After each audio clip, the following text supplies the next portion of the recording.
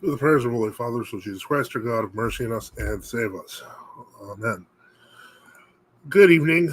This is Father Joseph Swaden. For those new here, I've worked in Orthodox apologetics since 1998, and I'm the founder of NFTU, True Orthodox and Ecumenical News, since 2004. We've been in the apologetic space on Facebook since 2016 and on YouTube since 2018. If you appreciate what we do here, please like and subscribe. So for those asking for a blessing, may God bless you. In the name of the Father, and of the Son, and the Holy Spirit. Let's just go through the opening comments. Your blessing, good evening. Cool to see testing for streaming on the cafe. Yeah, this was an external server. We'll go into that a little more for those who saw that little test thing. Good evening, blessed Father. Good evening, all. Good evening. EJ, Sunrise, TG. Okay, very good. So, it's been an interesting weekend. As I'm sure many of you have noticed, we kind of had to answer something on Friday on the feast of the exaltation of the Holy Cross, and it blew up a little bit, led to some questions. A lot of people very surprised that there was an answer. Atomic Lead, good evening. And that we had an answer to some of the things that were going on. So we're going to try to get through some of the questions, some of the comments. As always, this is our live Q&A session where you can get your questions answered live, as well as member-requested video reviews. So let's get started. And as always, if you want to jump on stream and ask a question or comment, click the link at the top of the chat. Excuse me. And let's continue on. So first source of questions we're going to go today are questions from YouTube, because people have been asking more questions. Okay, very welcome. And so let's see here. We're going to just go through some of the questions that I got in the handy dashboard. The most recent question, this was a few minutes ago, probably about 20. Somebody asked me, who is Gabriella Papagiani that I speak of? That was the wrong button. Gabriella Papagiani, or as she would be known among the Ecumenical Patriarchate as Saint Gabriella Papagiani, she was a recently reposed eldress of the Patriarchate of Constantinople in Greece. And basically, she was also kind of a syncretist. She kind of held that, all religions were the same. She had a interest in Hinduism and making bridges with, Hindus, with Eastern religions, with papists, etc., who shared those interests. And she was added to the calendar of saints last year by the Ecumenical Patriarchate. The New Calendar Church of Greece, this is documented. You can go over to orthodoxtraditionalist.com, and you can see what Subdeacon Victorios has had translated from even the New Calendar State Church of Greece. They protested this glorification, but she's still in their calendar. So ecumenism and syncretism are officially recognized as holy qualities of the Patriarchate of Constantinople, as Orthodox Traditionalist publications put them. She was a known heretic that the EP canonized. Exactly. Father Simeon says hello, and once again, if you are a member, or if you are, if you put in a super chat, we will put your question or comment on screen. Otherwise, we're going to try to answer as many as we can. On the screen, we got Anonymous Man. He has, in Orthodoxy, the religion of the future, talks about true strugglers in various jurisdictions. Do you think that still applies today? Well, I think that in Father Seraphine's time, when the ecumenical movement was only really becoming much more public, remember that it wasn't until 1965 that we really start seeing big moves among the ecumenists, that there were various true strugglers in various jurisdictions, and many of them became true Orthodox over the years, and many of them joined ROCOR, etc. So, I mean, I'm going to be really honest here. I think, when he wrote that, let's keep in mind that we're talking about 50 years ago. That's 3 generations. And so since then, I would say most of the true strugglers now are in true Orthodox churches already. There are a waning few, and most of them end up realizing that it is a pretty hopeless situation, and they go to the true Orthodox. And there's nothing that's shocking about that. Death to Compromise says, I guess it's also easier to see ecumenism because of the internet. Absolutely. I think the internet had a massive effect. At the dawn of the internet, really in the early 90s, we saw a great movement of people to true orthodoxy then.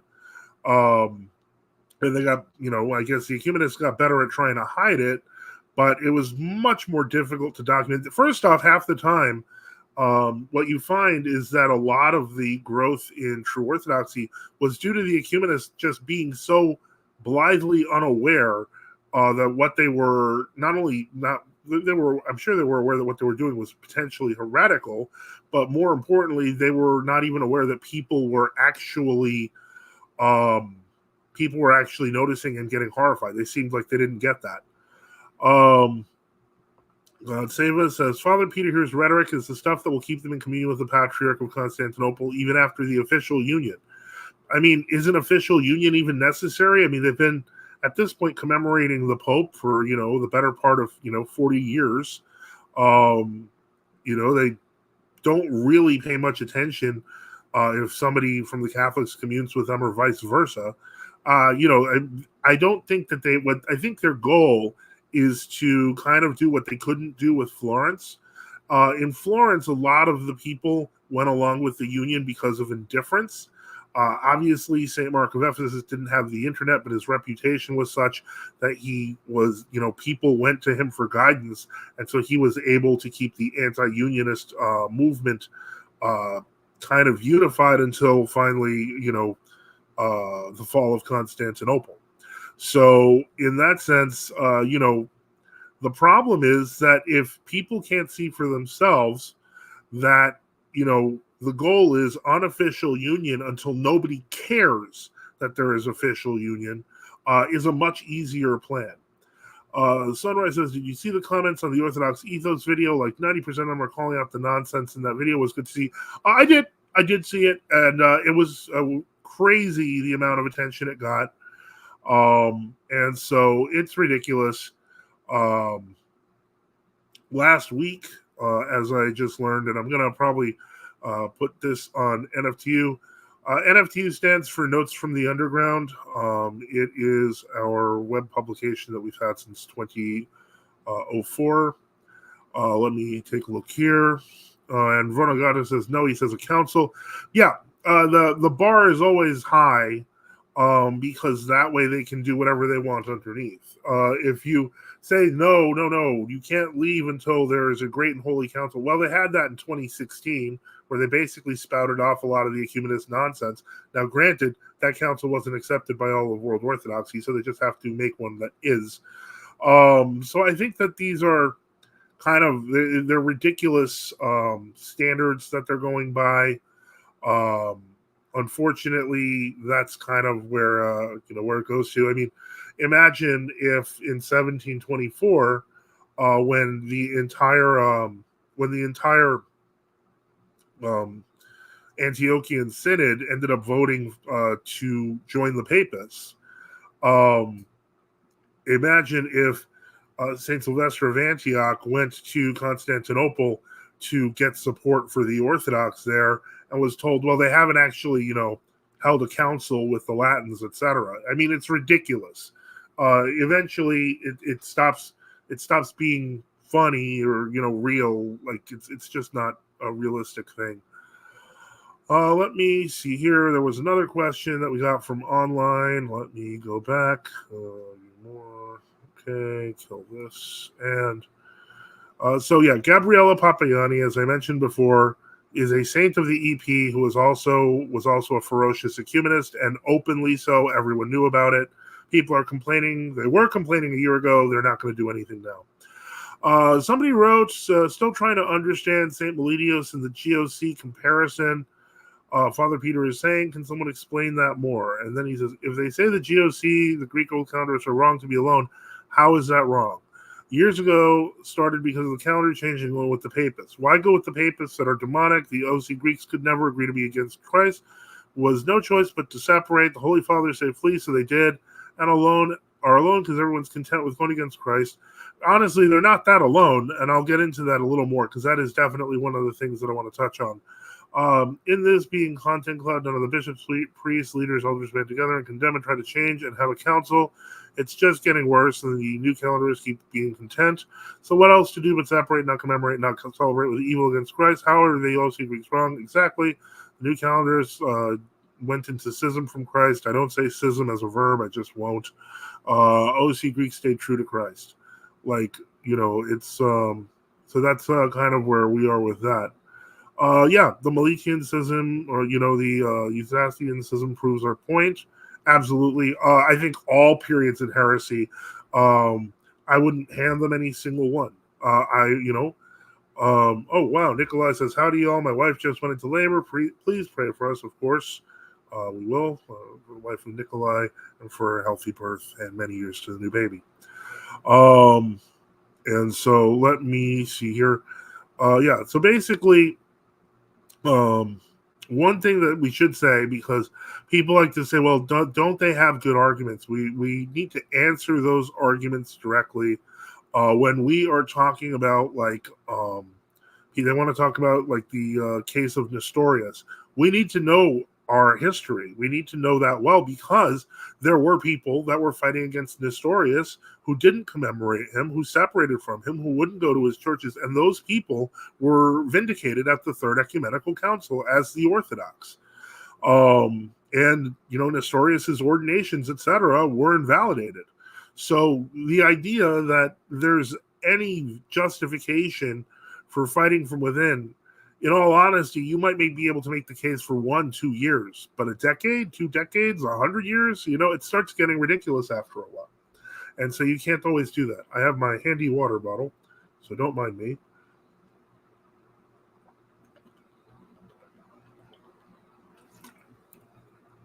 In any case, as I mentioned, this is a live Q&A show. So if you want to click the link to the top of the chat, if you want to jump the chat, jump on stream, ask a question or make a comment, you're free to do so. Give me just a moment, please. And let's take a look here. One thing that was consistently stressed, and I'll probably make a clip out of this, is the question about true Orthodox unity and or disunity. The constant claim that, for example, we're all disunited groups. I think that can kind of be, let me see here. Orthodox Traditionalist Publication says the Confession of Elder Sabbath that just turned into an audio is an amazing refutation of the Resist Withiners ecclesiological heresy. I would suggest this. If you're not on Orthodox Traditionalist email list, you should definitely get on that, because he actually just sent out their basically audio versions of articles. And they are, if you go to orthodoxtraditionalist.com and go to audios, you'll be able to find those. So let me just see if I can share that so people can see it. And give me just a moment here.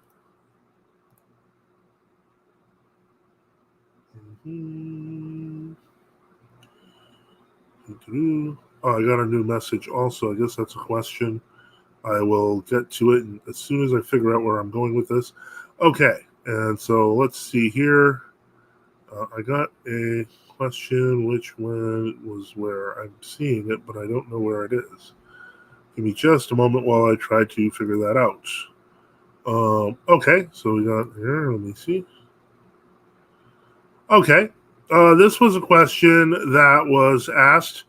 It was asked on the cafe, and I will share this tab. So this is, or by the way, the one you're looking at is orthodoxtraditionalist.com, and just go to the audios link at the top.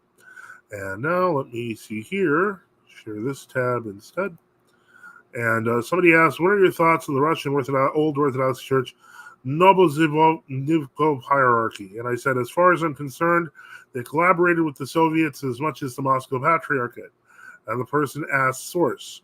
And my source is basically any history of the church in the Soviet Union that you can find in English or in Russian. That wasn't a secret. That isn't new.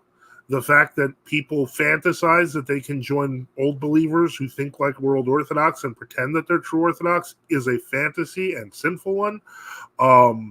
You want to do anything except join the true faith? That's fine. You want to stay with ecumenists but have super long prayers?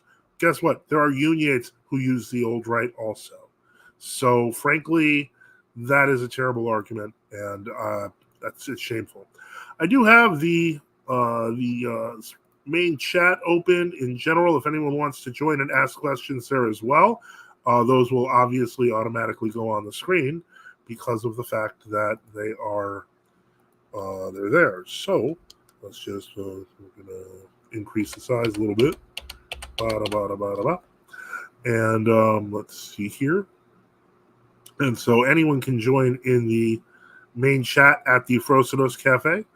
I'm not on the Jitsi, so that was earlier today. For those who were wondering what we were doing, we were testing streaming from external servers that you may not be aware of. Using a service called Jitsi, basically, as I've mentioned before, we're probably going to stop. We're probably going to stop with StreamYard and move to something else. So you'll be seeing tests for me throughout the week, where people can come in right through the cafe and they'll be able to join in live and ask questions, just like they can do here. Thumbs up from Rumpelstiltskin. And let me see here if I can, what else I can do here on this chat window. Give me a second. Close that. I'm going to close that, Saba. I will open, because I know Saba had a question about the Council of Orleans in 1002. That is an interesting thing that I am not familiar with. But in any case, let's take a look here.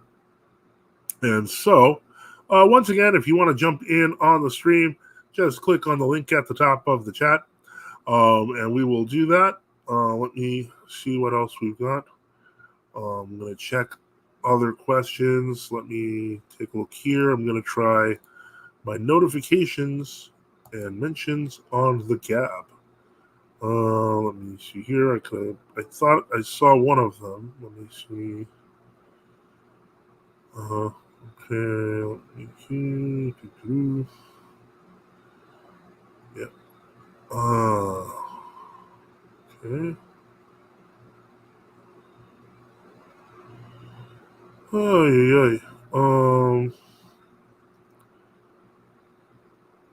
Okay. Let me see here.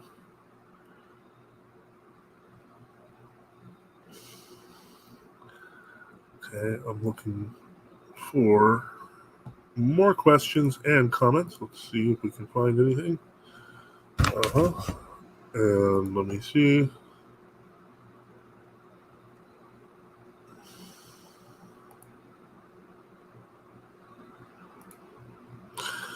And so, all right. So it's looking like there aren't too many questions right now. So let's see here. I know that there were one or two questions that I missed, but again, if you ask your question in the chat or you want to come on live and ask a question, you can. Let me see here. Evangelist Nikopoulos says, FYI, St. Phodio Seminary has just released Bishop Maximus's documentary on true orthodoxy in Nigeria. Well, that's interesting because is that on their channel, or how are they releasing that? Because that was supposed to be, I think, a feature-length film that they were doing. So that's definitely worth watching. And John MC, thanks, Orthodox Traditionalist Publications. I'm going to probably shorten that to OTP, just like I have DTC for Death to Compromise, because these are some long names, guys. And so let's see what else we can find here. What other interesting things that have gone on. Have not seen much of anything there. All right, so it looks like there's no questions. All right, so we're going to call the stream up. No, I'm just kidding. If we stay here usually a minimum an hour and a half, even if there aren't too many questions or there aren't too many comments. Why? Because people will come on, and we do want to make sure we help everyone. We know that in times like this, especially like what's happened over the weekend when we answered Father Peter Here's channel, there are a lot of people with questions. There are a lot of people with concerns. There are a lot of people with arguments. But a lot of people are just looking for guidance. And so our job ultimately is becoming, and my job in particular, since you guys support me to help make these things happen, is to help people find a true Orthodox church, is to help them find baptism if they haven't received baptism, to give baptism if they haven't received baptism. Our job is literally to bring people into the church, and we do this through apologetics.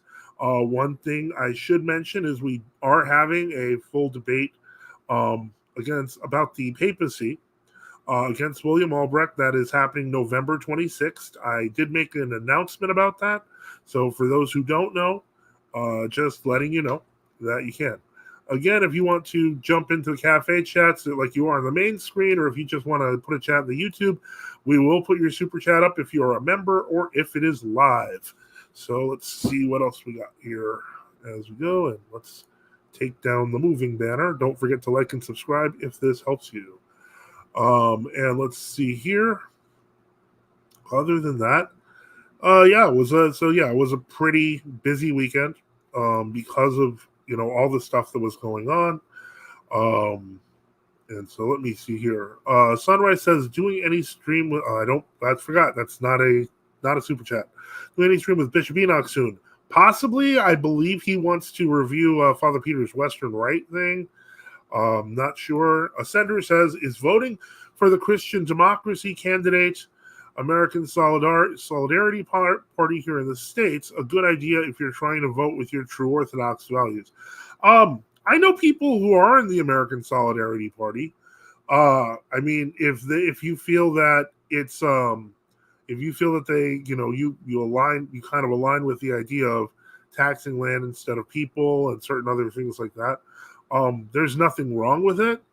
I am concerned, of course, this particular election, that they're going to try to basically make our system of government as we know it permanently almost a one-party state. So what I would my view is that this is a very crazy time in terms of elections. I just say vote with your conscience. It's the only thing it can really do. If you vote at all, some people don't vote. It's I understand, and that's it is the political system that many of us are born in. Does that mean it's the best political system there? I don't know. I don't think that that's true. I mean, a republic is imperfect. That's just the simple reality of it. But what we don't want is the mob rule that leads to communism. If it leads to monarchy and tyranny, I mean, well, there's good tyranny and bad tyranny, obviously. So we have to be careful, and we have to be vigilant for what's going to happen. And a lot of it is going to be tending to our own house. I hate to say this, but we live in a society that has pretty much lost a lot of skills that most humans had for most of human history. The overwhelming majority of human history has been a time period where people knew how to plant crops. And it wasn't just the landed class, it was everybody. People knew how to fix their own things. We are in a period in society where our solution to everything, especially in the first world, is, and I hate using the term first world, is buy it at the store. But that's also the solution for people in other worlds, and that's a problem. Romagata says they will steal again the votes and lie. That is my suspicion of what they're going to try to do. However, I have seen some promising things that have changed. I know that, for example, in Pennsylvania, those drop boxes that caused so much fraud have been banned. I know that in other states, at least 4 or 5 other states I've seen, they've done serious review of their voter rolls. We just have to keep being vigilant. All I can say is if you're an American, you really want to pay very close attention to what's happening and do your part.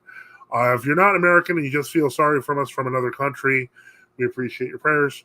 But other than that, there's not too much I can say in terms of the political situation. Unfortunately, even people that we think are on our side often have their own agendas that are counter to our own. So back to the water.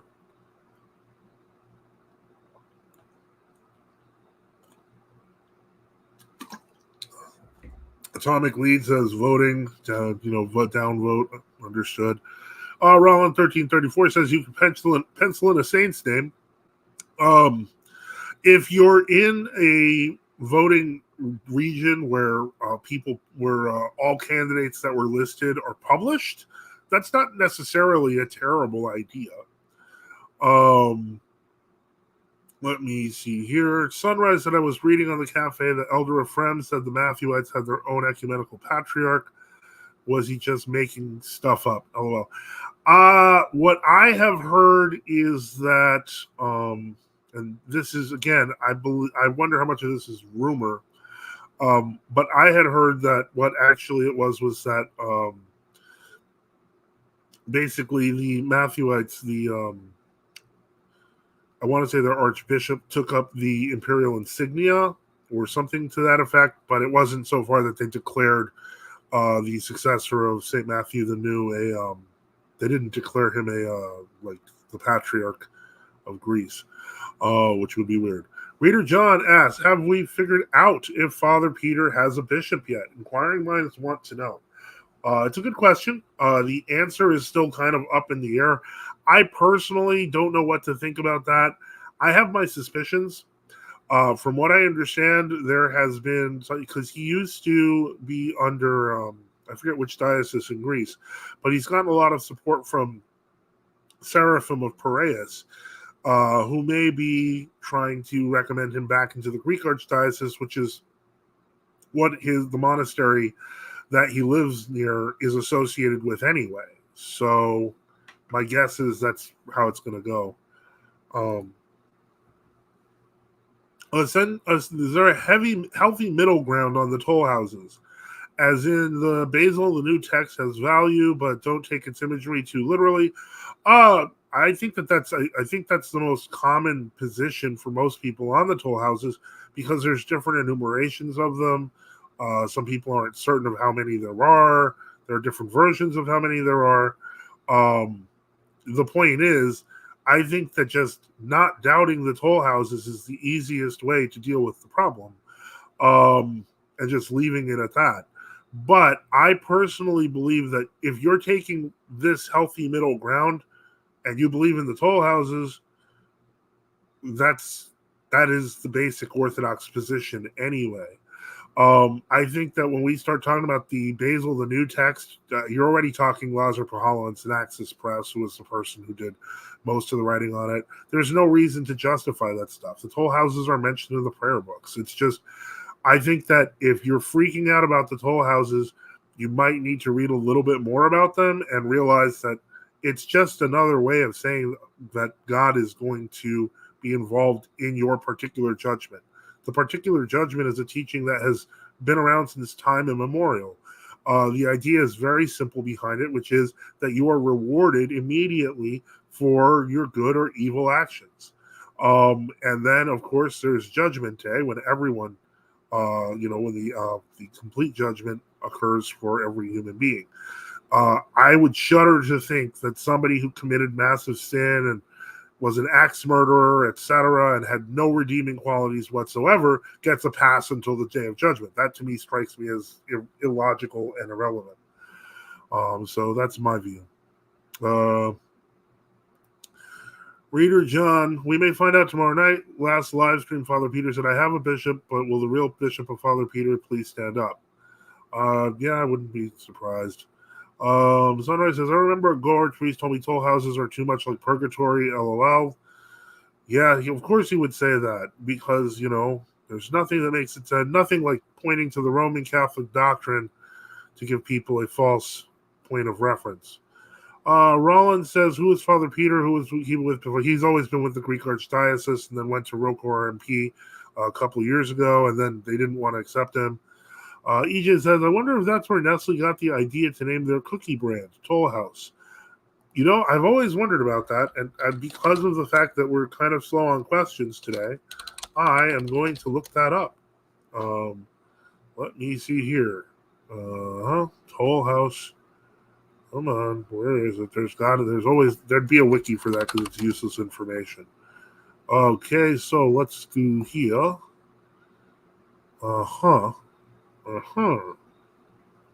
Okay.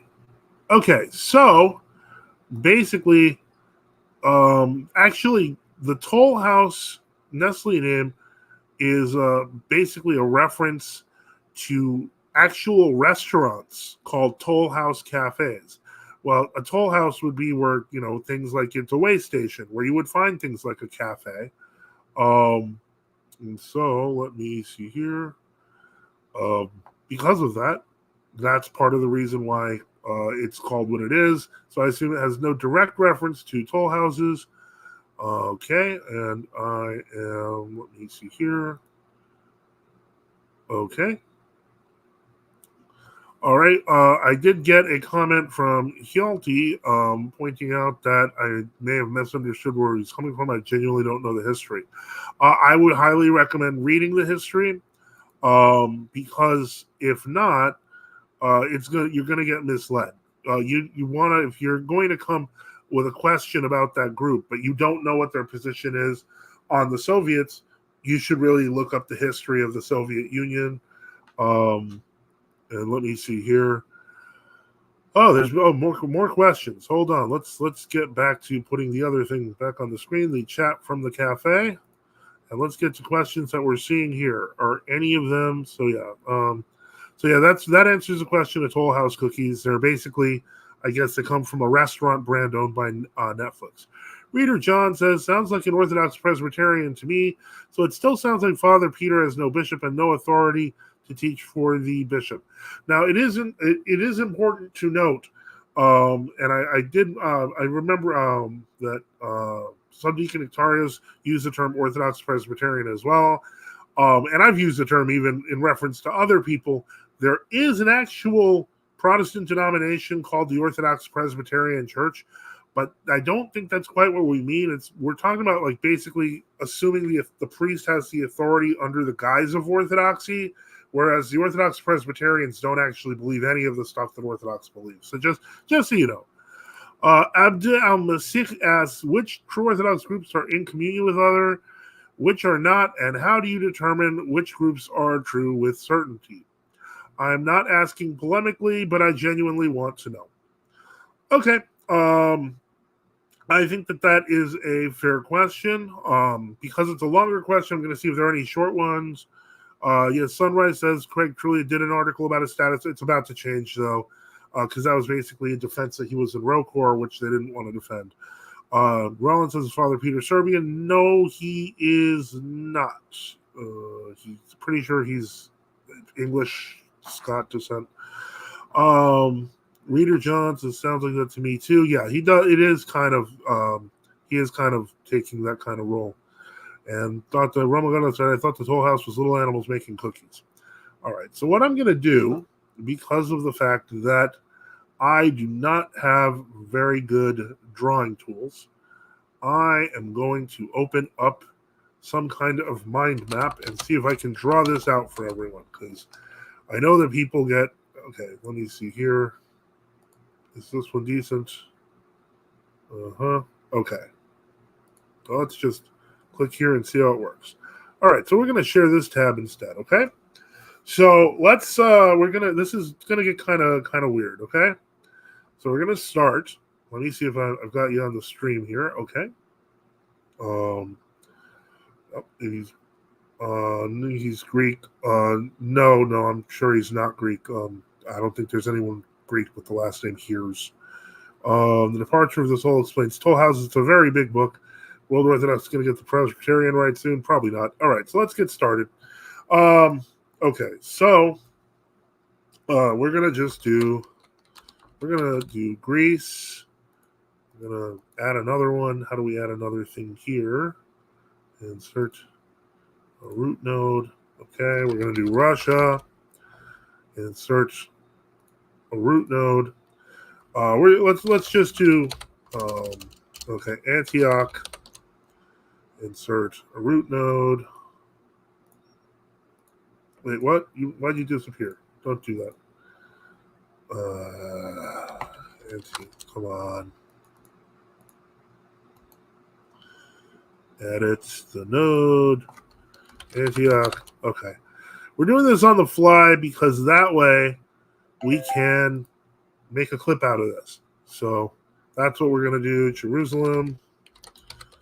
And finally, we're going to say Alexandria, which was actually I'm going to leave Alexandria out because Alexandria was effectively a dependency of the Brotherhood of the Holy Sepulchre, as was Antioch until I think around 1899. So really, Antioch, Jerusalem, and Alexandria were all controlled by the Brotherhood of the Holy Sepulchre, which effectively was run by Greece. There's a lot to the history that you have to understand there. So let's just say, okay, so now we're going to insert the first child node, and that's going to be, we have the Church of Greece, and then we have the New Calendarists. Okay, maybe I need to move these a bit. All right, yeah, let's move them around a bit. All right, we're gonna give people some space. Okay, and then of course, once the New Calendarists innovated in 1924, a bunch of people broke off. Can I move this? Really? What if I? All right, let's see. So True Orthodox. Okay, maybe not cover it. Okay, we're going to move that here. Okay, so now you've got the New Calendarists and the True Orthodox in Greece. Right now they have no bishops, so we should change that because they have no bishops yet. They're mostly being supported by Mount Athos, so no bishops yet. Okay. And so in Russia, meanwhile, around this time, what was happening? As you know, the Russian Revolution was happening. So what happened? Because the Russian Revolution happened, basically, the church was, the Church of Russia. They had kind of, what do you call it? They had sort of a semi-independent status in the Soviet state, which was then subverted. So you have, first off, we're going to let's add a child node here. And this one's going to have to be outside Russia. And so we got to put that separate because we have the Church of Russia inside Russia. And then we have the Soviet Church. No. You get out of there. Not there. And we put another child node. Okay, now the Soviet Church was the one controlled by the Soviets. In 1917, this would have been the living church. Now, outside Russia, let's move you over here, if we can. Come on. Let's go. Okay, so outside Russia, basically this split almost immediately. These bishops went to Serbia. They went to Sremski Karlovci, and they formed a new synod. Meanwhile, the Soviet Church was introducing all sorts of strange innovations, so on and so forth. And so outside Russia, what ended up happening was within 10 years or so, there was a split outside Russia between the Rokor, and then there was, remember, these were all united when they were outside Russia originally, under the aegis of the Rokor.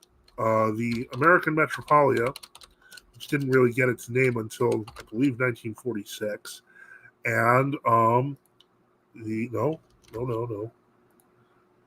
the Paris Exarchate, and they went for permission to exist from the. They went for permission to exist from the. They asked for permission from the Ecumenical Patriarchate. So you had the Rokor, which was operating independently. You had the Metropolia, which was operating independently, some usually with Rokor until the Cleveland Civil War of 1946. You have the Parish Exarchate, which is operating independently and getting crazier and crazier. So now by then, 3 bishops from the State Church of Greece, who never agreed to the original New Calendar thing, where they were effectively retired, join the True Orthodox and declare a synod. They then proceed to make 4 new bishops. So the claim that in some way, shape, or form, the true Orthodox of Greece just made up their positions is a lie. These people were actually bishops of the original Greek Synod that formed in protest to what happened 9 years after the 9 years after the calendar change in 11 years after the calendar change in Greece. What ends up happening there is that immediately after they call this and they make new bishops, the new calendarists declare that the old calendarists don't have baptisms, they don't have marriages, etc. Needless to say, the old calendarists responded in kind.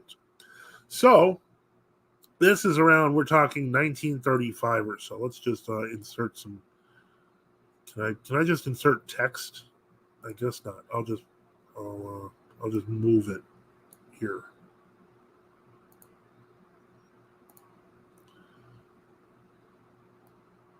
Okay. No. Let's try here. Insert root. No. Okay. So we're going to just say 1930s. Okay. So this is where we're kind of starting. Go like that. We're going to move it over here. We're going to make it bigger. Okay, so by now this is the 1930s, okay? And so what we're doing here, give me a second, I'm going to also just pause for a second, make sure that Bishop Enoch's here. Benedicite. Okay. Somebody did ask when we're going to have a stream together. So in any case, I am drawing out a chart because it seems like people are very confused and they don't have the history. So I'm giving them the history, which I am putting together in a book, by the way. I did listen to that. Now, you should remember that Metron Chrysostomos of Florina, he retired around like 1925 or so. Mm-hmm. And Metron Germanus of Cyclades was second in the church hierarchy. Right behind. But he himself still served in the new calendar until 1935. He was not retired. That was why it was such a big deal. Because remember, originally they were going to have 16 or 20 bishops that were going to take over leadership of true Orthodox in Greece. And then at the last moment, they all got sort of terrorized, except for 3 of them. So yeah. I noticed that you had asked. I mean, you're asking about. That's for something later, I guess. Someone asked me that question. I didn't really know much about it. So yeah, I mean, I'd say that his based on what I'm seeing, if he really did lead a Sergionite resistance, then yeah, he probably wouldn't be recognized.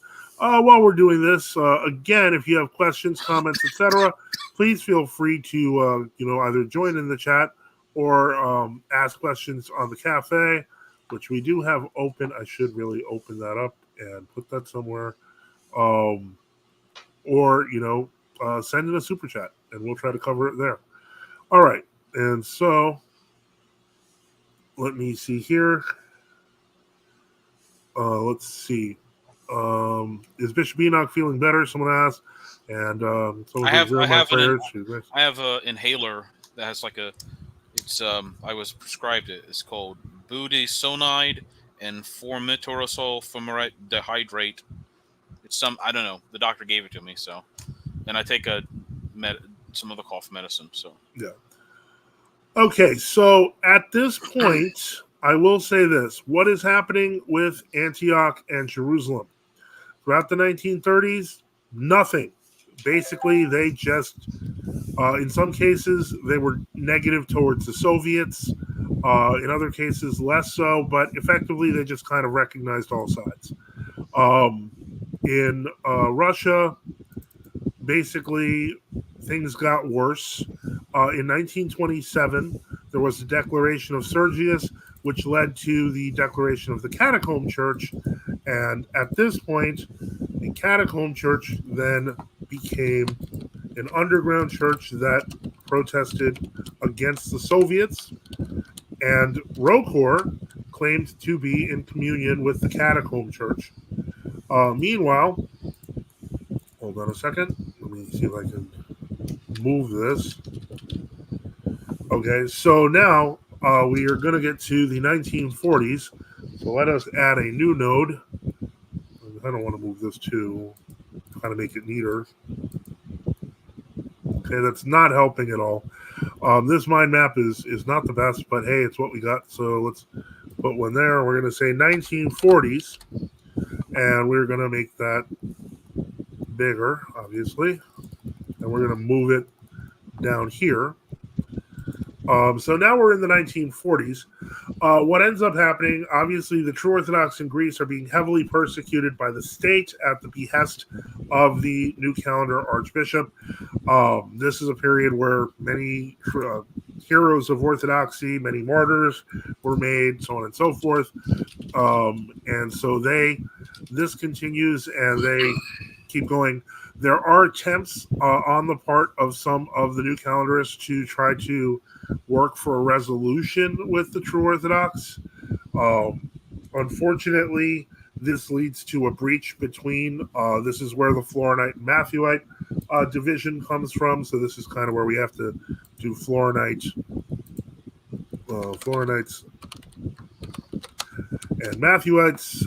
And let me go back to here, insert Matthewites. And this occurred, this break kind of definitively occurred with the single-handed consecrations that occurred in 1948. These two groups kind of separately existed because of the fact that in some cases, Chrysostom of Florina, St. Chrysostom, was humble but misled to believe that the New Calendarists were positively disposed to returning to the old calendar, whereas the Matthewites, to be quite frank, seeing the problems caused on the streets of Greece, where people were being thrown in prison for using the tradition of the church, did not find that particularly believable, and so remember around 1949. The New Calendarists had an Archbishop Spiridon that became their leader. Yeah. And he was like especially very anti-True Orthodox. Yeah. In fact, he said the True Orthodox were basically like were like tools of the Soviet Union. They were basically really Slavs pretending to be Greeks. Anything that would make Greek people hate them, more or less. Just a lot of terrible things and such. So yeah. Now it is worth noticing, and actually I'm going to do this. Hold on. In Antioch at this point, due to from what I have read, apparently very rich donors or something met with the Patriarchate in Antioch in 1946. This is documented more in Matthew Namie's site, and basically said you have to switch to the new calendar. As I understand it, I have to get verification on this. I'm not 100% sure, but it was around this time that because Antioch was developing its own parishes in America, which were originally under the Russians, there was a conflict and a split that occurred around this time known as the Ruski-Antiochi conflict. So there were actually two separate dioceses of Antiochians, one that were under the Russians and one that were not, that were directly under the Patriarchate. The ones that were directly under the Patriarchate were New Calendar, but the Russian Antiochians, which were not united, hold on, let me take that out. The Russian Antiochians, which were not reunited to the other ones until 1975. Antiochians. What were they? I'm confused. Were they? Didn't they have like a metropolitan who? Yes, in Toledo. He just sort of ran his own thing, but who was he in communion with exactly, or if anybody? I don't. That's one thing that I'm kind of not sure about. I do know that they were. Was it like an OCA situation, a Metropolia situation? I think it might have been, but I don't want to. Some people not. Yeah, and so you had these two groups of people, and for example, like I know the Russian Antiochians used heavily Russian usages, so like even their chanting was different. I'm not sure. They may have remained on the old calendar. It is important to remember that even the Metropolia, which would become the OCA, did not become New Calendar until 1982. So none of this. And then Canada, Alaska, and the Diocese of West were allowed to remain old calendar, right? And then it was, correct. I don't know if that's the case now, Yeah. but that was what it was. Meanwhile, what was happening with Jerusalem? Absolutely nothing. Well, I mean, they had their own problems with the formation of the state of Israel, so on and so forth. But they're down here now. Did you see the little animation cartoon? Not cartoon. Little. If you look in the private chat, there's the little booklet from the True Orthodox in the late 30s. Oh, just let me take a look at this. Yeah, this is something I believe this was one that was originally. Is this part? This I think is part of the Matthew at Archives, is it? Yes. Okay, so give me a second. I'm loading that up. So that might be helpful to understand. Yeah. And so by now in the 40s, the Roe Corps has moved to the United States for its headquarters. They begin establishing. Let me see if it's loaded up yet. I'm still waiting. Okay, so here we go. Let me see if I can put it on the screen. Okay, I want to see if I can make this bigger. Can't you do share? Are we using StreamYard? We are using StreamYard. But I want to make this bigger because the image itself is not very big. There we go. Much better. So let me put it on right here now. So as you can see, this is kind of the this was a political cartoon, 1935, showing how Meletios Metaxakis and Chrysostomos Papadopoulos were severing Constantinople, Alexandria, from the church in Antioch, and other areas, Jerusalem. So basically, they understood that these people were already dividing up the Church of Greece. In the 1930 Vatopedi Council, which I've mentioned earlier, the Slavs were fully aware of this, which is why they did not want to celebrate with those of the Greek Synod. In fact, they asked for a separate room to celebrate during the council, which infuriated the Greeks.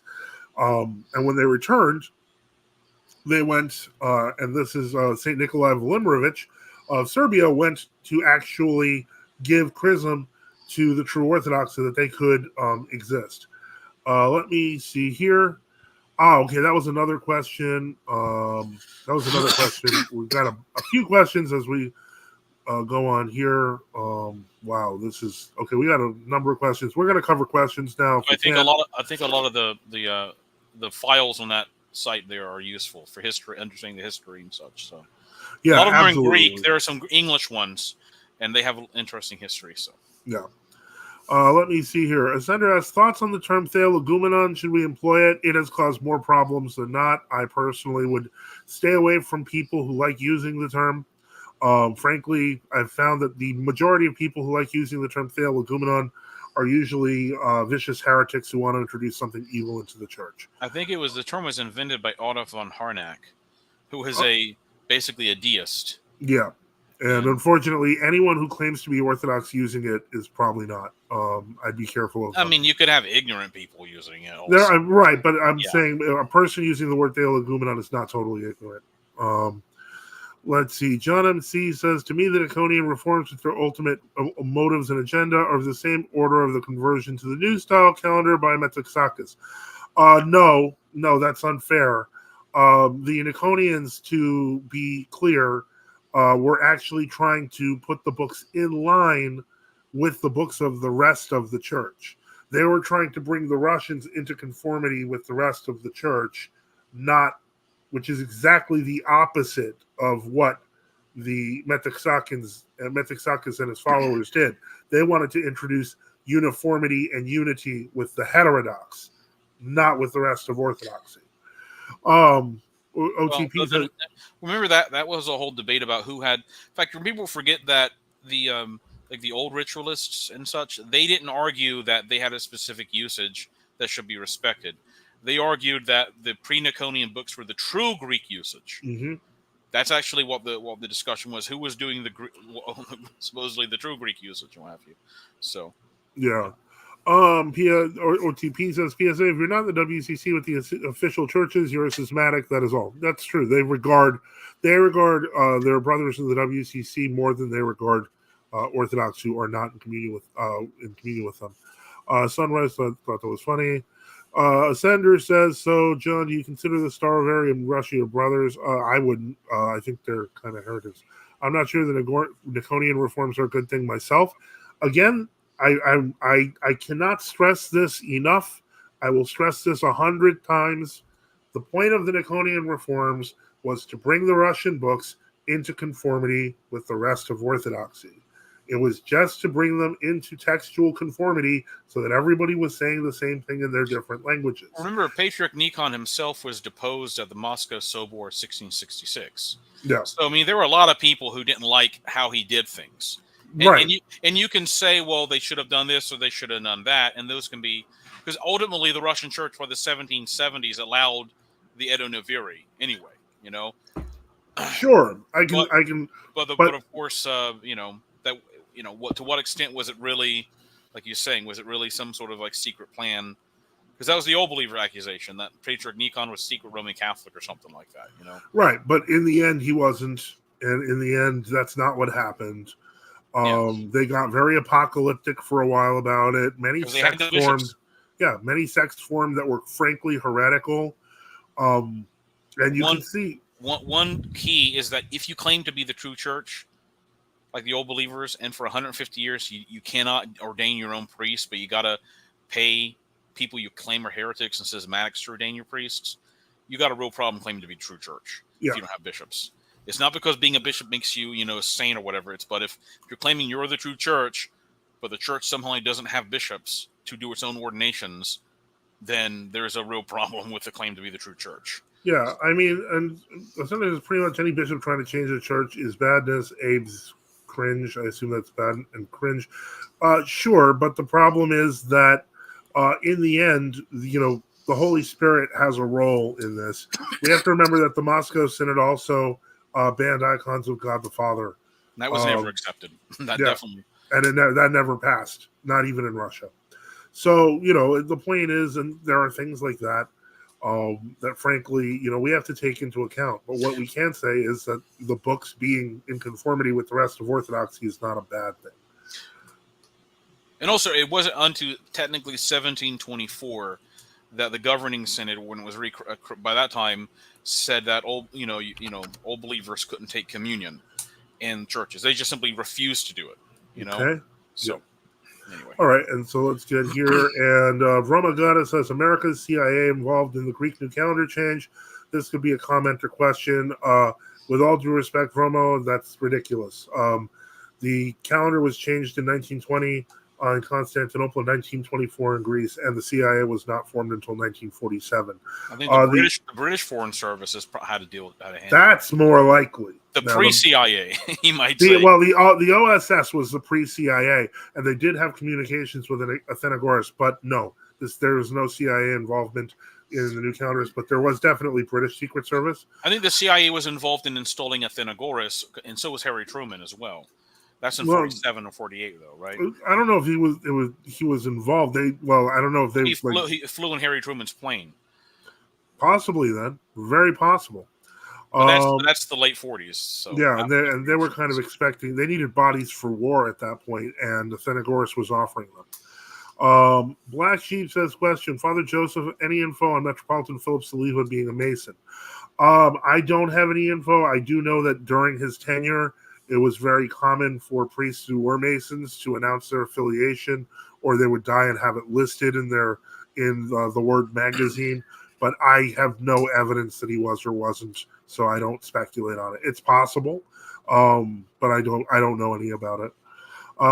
EJ says, didn't an American Antiochian bishop consecrate 2,000 Campus Crusaders? Yes, that's the history of the Evangelical Orthodox Church. You may want to look that up. There is a whole history there. Father Peter Gilchrist becoming Orthodox explains a lot of that actual process. And it was actually not Metropolitan Philip who originally received them in. It was the actual Patriarch of Antioch, himself. And then it went to Metropolitan Philip as well. But they were originally rebuffed by Constantinople and went to Antioch. I hate to say this, but that might have been the most honest conversion I've seen come out of World Orthodoxy in like the past 80 years. Frankly, a bunch of Protestants who wanted to become Orthodox is actually a good thing. But whether they did it the right way, whole different question. but the motivations were good. Ascender says, I have thrown out the revised calendar. If it's not a dogmatic suicide in itself, it's still the ecumenist Trojan horse. From a practical standpoint, the biggest reason not to use the revised calendar is that it destroys the Typicon.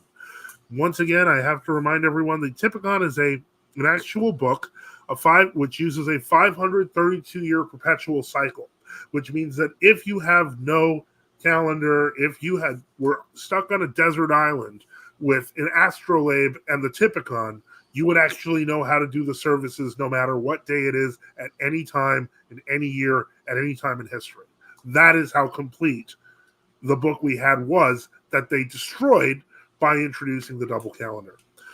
John MZ, basically in news, yes, Sermon Order Nicholas attempted conciliation complex, cannot say here what needs to be said. I'm not sure what they're talking about.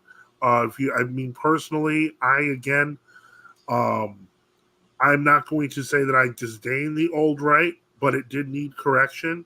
And I'm not against it being corrected so that it matches the rest of the church.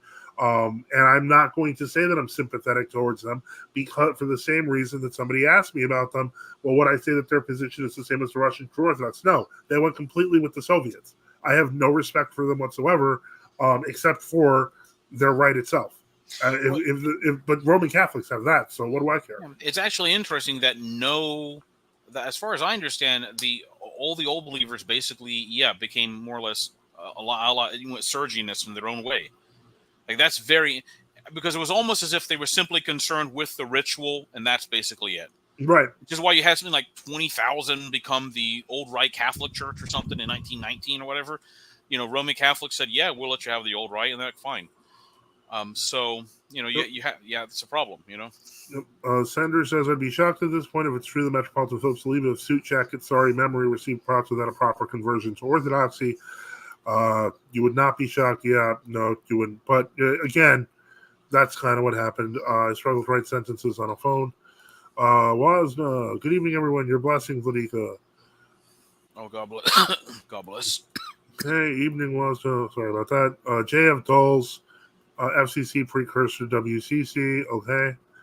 Let me see here. Let's get back to the chart. Yeah. Okay. Yeah, I'm going to get back to that. Although one person did ask one question. Question: why is the Patriarchate of Jerusalem the only Greek-speaking church in the world that remained with the old calendar? The answer is because Meletios Metaxakis died before he could be elected Patriarch of Jerusalem. He single-handedly changed the calendar in Constantinople, in Alexandria, and pushed for Greece.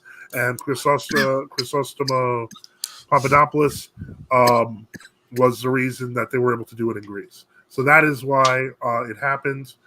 Unfortunately, they also overthrew the government in 1918 or so. Yeah, 1919. They got what's his name? Venizelos, the Masonic figure like that, and they got rid of the king and they put the king's brother in power, and he just let them do whatever they wanted. Because technically, they had all been anathematized back in 1917. Okay. And before we go back to the chart, because we can always cut and paste with that for the recording on that. Let me see here. Orthodox. I plan on uploading Father Stephen Allen's Orthodox Survival course starting tomorrow. Very good. Okay, I'm gonna let's see here. I'm looking for comments. Apostolic Echo says it seems very Protestant. Don't know what you're talking about. Juan says, Father bless. I hope you remember me from an early comment today. Also, sorry if you already answered me. Could you please answer the question you made to me earlier concerning the calendar? Actually, Juan had a very good question. His question was, what calendar should I use? Can I even trust World Orthodox old calendars? The answer to that is generally yes, and I will explain why.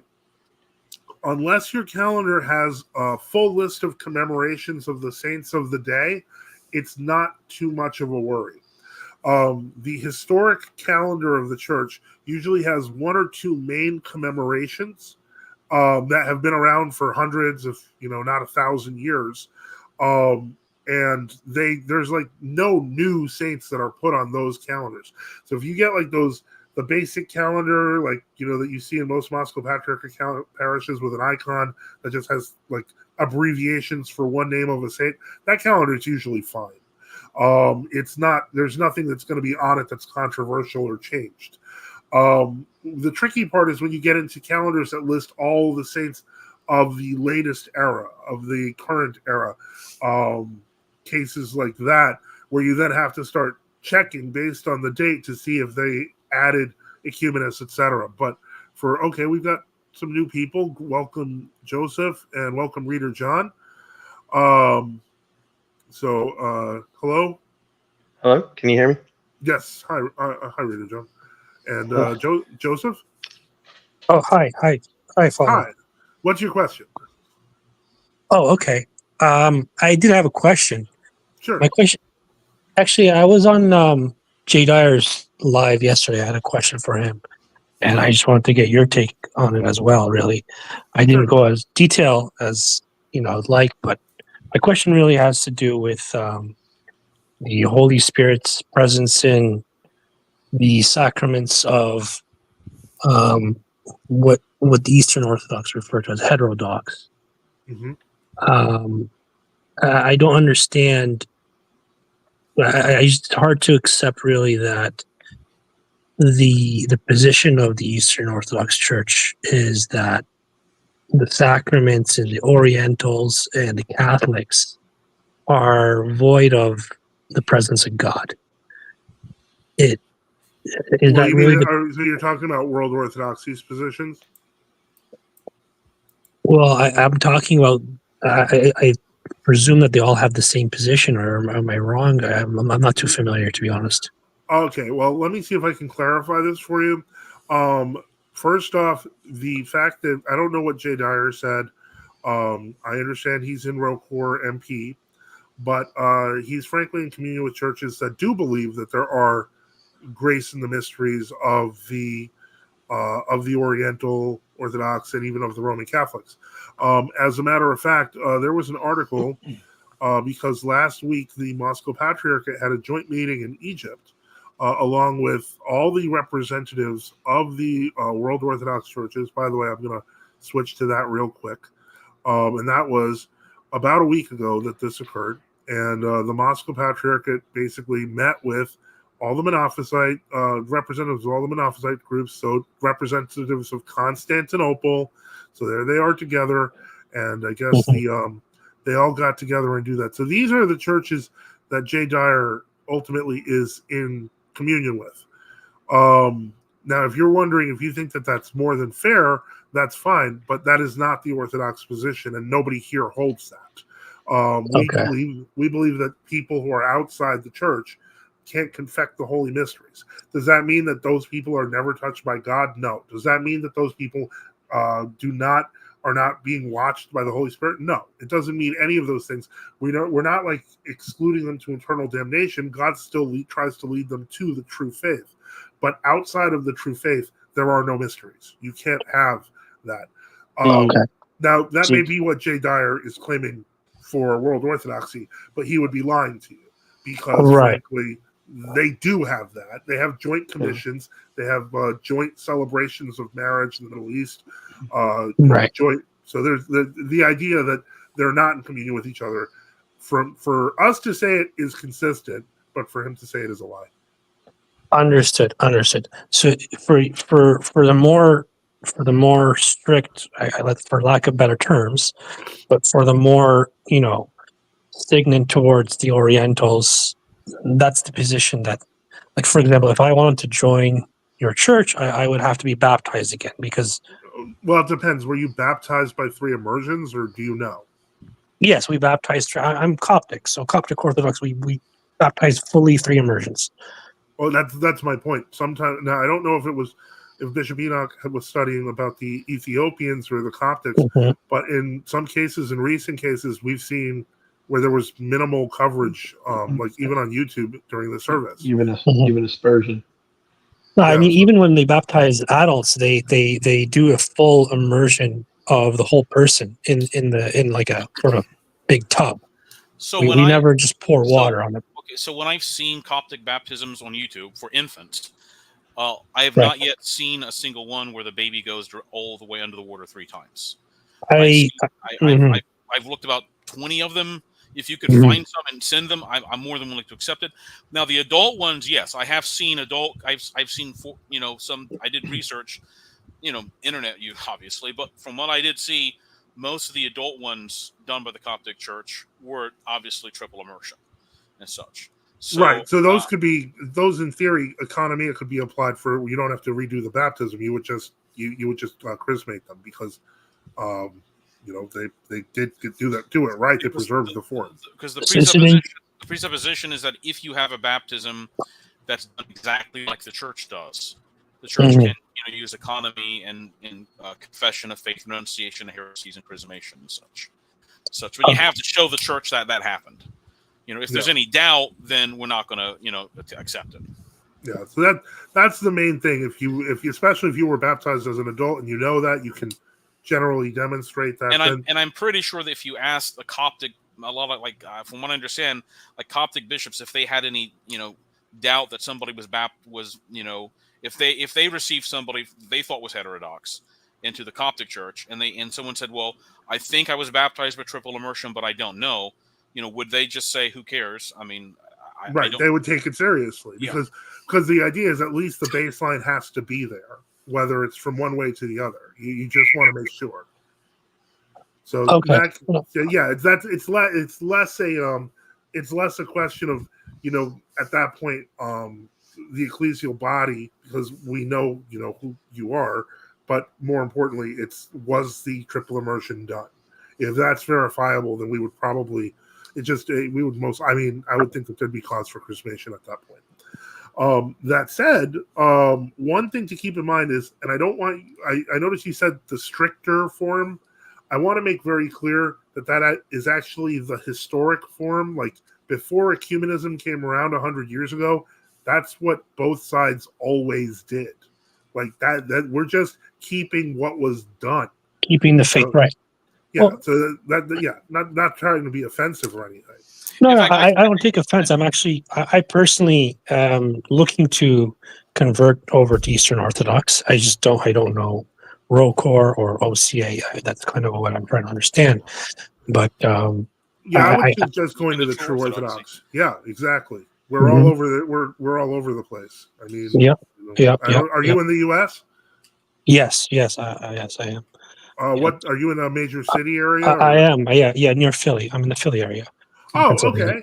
Actually, we have people come from the Philly area and go to the Abbey. There's also a Matthewite church in the Philly area. So there's a couple of different options. No, I'll have to look you guys up. I'm not familiar with it, but I'm just a little confused. Like, let's say I want to dig more into the conversation if you have a moment. But the point is that if, let's say, given that there's triple immersion. You're saying that you haven't seen it before. I've seen it, obviously, so I know that we do triple immersion. So let's give me the benefit of the doubt that that's there. Okay. So you're at that point you're accepting that this person has the Holy Spirit indwelling in their spirit, or has the divine connection with the Holy Spirit. No. Okay. Then we would say that they have an empty form that's filled with grace through the chrismation. So you're saying that it's not active in the person's. Correct. It's almost it's retroactive after they receive the chrismation. It's informally. If you're asking about grace, a sacrament consists of two. For a sacrament to be a true sacrament, it consists of two parts: an outward form and the inward grace. When we say we believe in one baptism, we're talking about one baptism in the church that's done with outward form and the inward grace. You can have. If a baptism or a putative baptism, a form of baptism, the outward form can be given outside the church if done exactly like the church says, but that does not indicate that person was part of the church.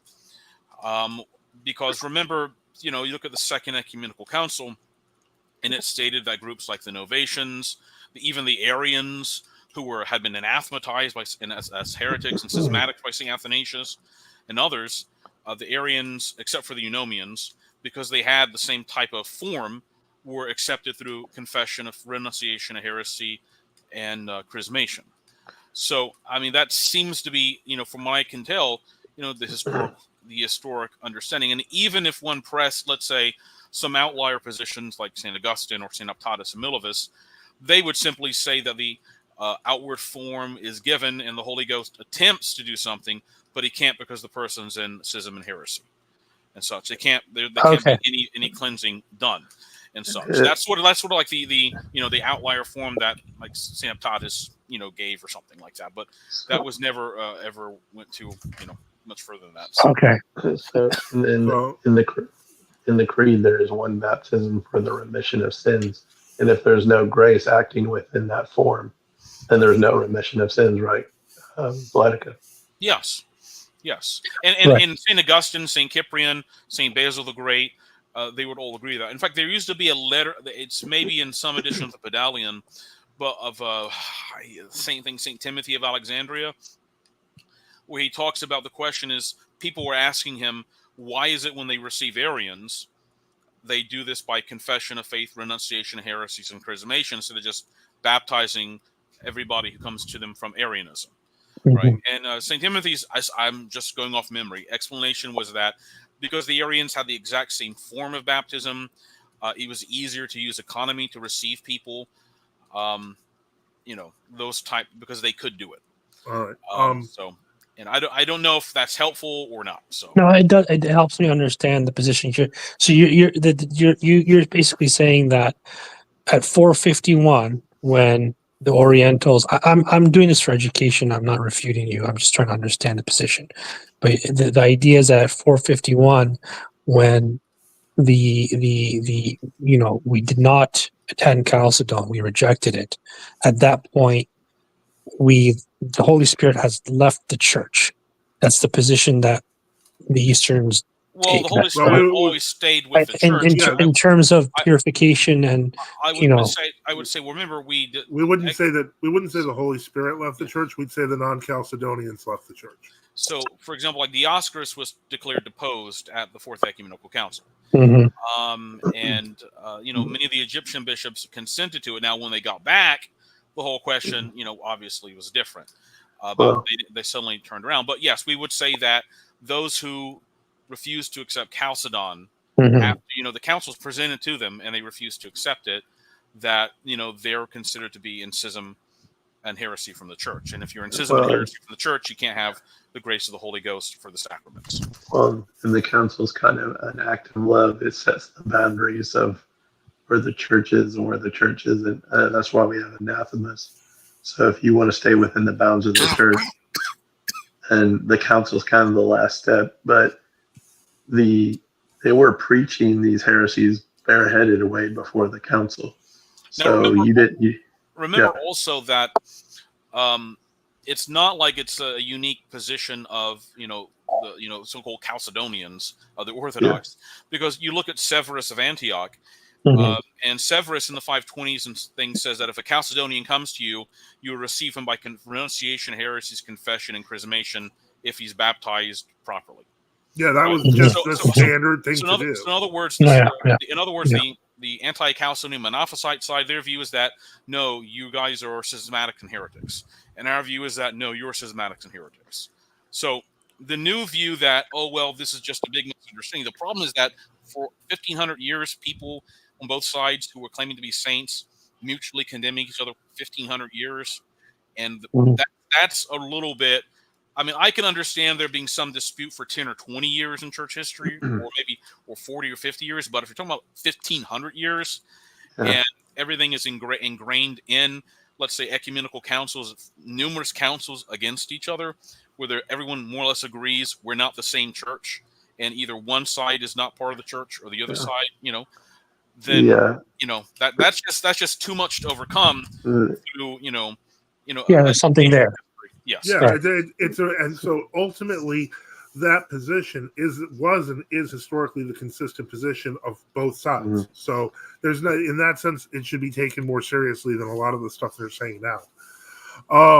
Okay, we got a few questions, so I just want to see if I can go through them real quick. DTC asks, so icons of God the Father were not banned when in World Orthodox. They gave me the impression they were. Go to any Greek market in Queens and you'll see they have lots of icons of God the Father. Nikon was an avid Grecophile. He did not realize the Greek books had been adjusted towards the Roman Rite and the printing presses of Venice. The Russian books are preserved in older style. I apologize, but that's propaganda. The fact that there were similarities in the Greek and Western usages, like the sign of the cross, does not mean that they copied the Roman rite. It actually was older. There was a book written years ago by the 80s about this, and they were able to actually show that, when they brought Orthodoxy into Russia, there were various different books being used. People forget this. So the Avacum, Archpriest Avacum, who led the Old Believers, he was wrong by claiming that his books were the pure Greek book. Now, they may have been a usage of some Greek dioceses or monasteries that got propagated. Yeah, even the 1550s, when they had the Stoglov Sobor, all right, and they said, oh, you can only sing Alleluia twice. Well, they noted at the Stoglov Sobor that various Russian churches were singing Alleluia 3 times already. All right, so they had to in other words, impose the old rite in the 1500s. Oh, Reader John, did you know which book this was? What? Oh, I thought you said I know which book this is. No. Paul Meyendorff wrote it. I think maybe the son of Meyendorff. Okay, like that. Meyendorff Jr. But the point was that there wasn't like one. There were 3 or 4 usages. So and ultimately, which is deadly to the Old Believer argument, because when the Old Believer argument, if you look at today, like Old Believers, the World Congress of Old Believers, and that kind of group, they'll say things like there's only one usage, and if anything is in any way differs from it, even by accident, then that you cease to be the church. Which led to all kinds of problems that's where the Old Believers disintegrated in many ways, because they would go to another village and it would turn out that Old Believer group would be doing something completely different. Very minute, yeah. one or two words in a troparion on a weekday was like reversed or something because of some translation 100 years before. And it created this very insane situation.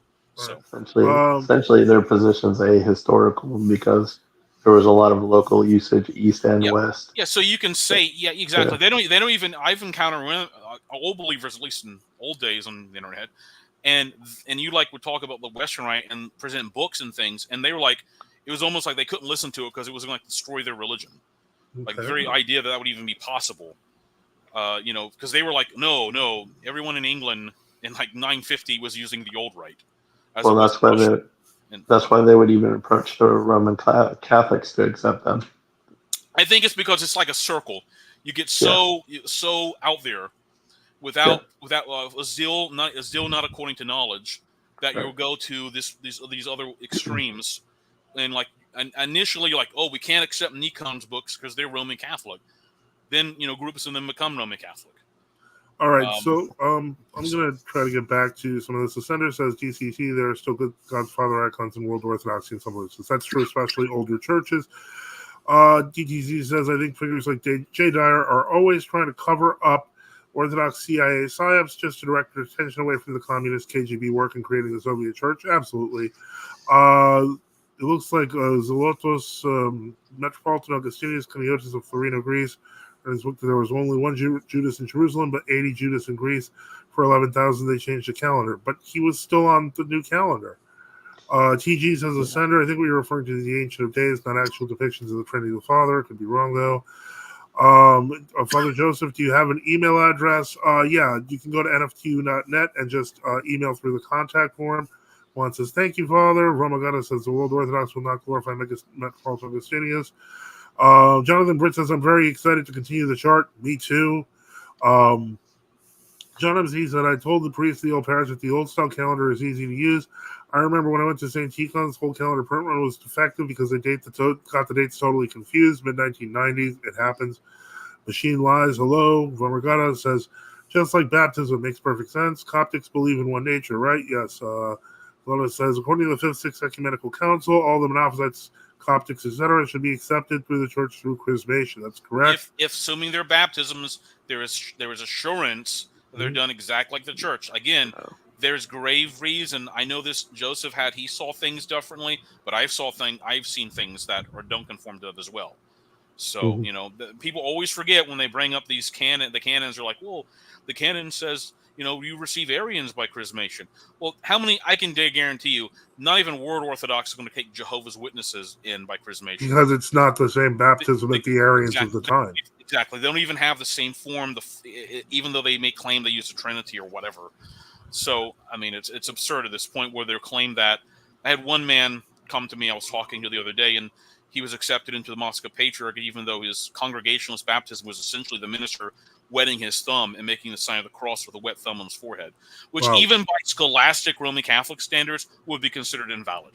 Right, which is definitely not our standards. Exactly. I mean, even by those lenient standards, nobody historically would have considered that a baptism. Yeah, and they just say, well, we got an ecumenical agreement with this group, so therefore we got to accept everything they do. Yeah.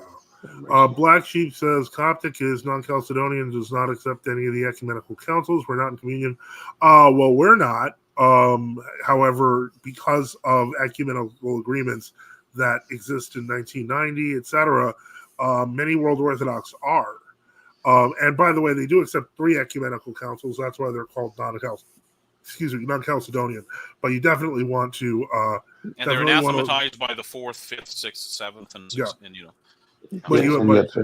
Right, but one thing that I want to make sure is that, and clarify one more time, is that if Black Sheep is World Orthodox, these positions that we hold, the historic Orthodox positions, are not actually the ones that your leaders hold. EG says, agreed, visuals and all. Atomic Lead says, if I might make a suggestion, this whole discussion on sacramentology would be useful to upload as a video on its own because of the manner of reception is a major issue. I 100% agree, and we will do a cut of this. I don't know what this person, he's asking why you would leave the Coptic Church. Okay. Ramagata is saying, Subdeacon's article, with all respect, can I ask cops to leave to Rocor with the MP? In that case, one bad fruit to another. Well, if you're in the Coptic Church and Rocor is part of the MP and the MP is talking about how you guys can work together as one church, then for all intents and purposes, why leave? It doesn't make any sense. Because remember, the Patriarch Kirill writes letters to the Coptic Church acknowledging them as a church. Yeah. But yet, at the same time, I can guarantee you, Patriarch Kirill is not going to write a letter to a true Orthodox bishop calling him my brother, your eminence or your grace. Right. In any way acknowledge them as anything, even if they're in Greece, they're outside of Russian territory, whatever. But they'll bend over backwards for people, they'll bend over backwards for anyone the church has historically anathematized. Hey, Father, I think it would be fair to note why you guys or we all use true and genuine in front of Orthodox, because I think that's where some of the confusion in the chat might be lying. My simple understanding would be is that true or genuine is used to separate from the World Orthodox, because the World Orthodox are changing what the fathers have handed down and injecting ecumenism and modernism and among other isms, versus the true and the genuine have continued as being true and genuine what the fathers have handed down since the beginning of the church. Yeah, I mean, remember, World Orthodox will add monikers to the name Orthodox also. They're canonical Orthodox. But why, if there's just Orthodox, why not just say Orthodox? Right. So everybody, we're having to say, no, those are false Orthodox and we're true Orthodox. Yep. That's essentially you have 2 groups of people claiming to be Orthodox, and that can't, there's going to be problems there. So the moniker, true Orthodox is acceptable. Yeah, it's not a whole separate entity. It's just we're keeping the tradition and they're not. Yeah. DTC asks, has anyone heard of updates on the Interfaith Center being built in Moscow? I would probably look the Russian internet for that, because it's going to be mostly local updates till it's built. Father Boniface says, greetings. Benedicite. Sunrise said, I forgot about that project. Yep. And TG says, January 2024, construction will begin this year. Most likely, if they said that in January, I would start looking around and I would start just using stuff like the Komunarka section of Moscow.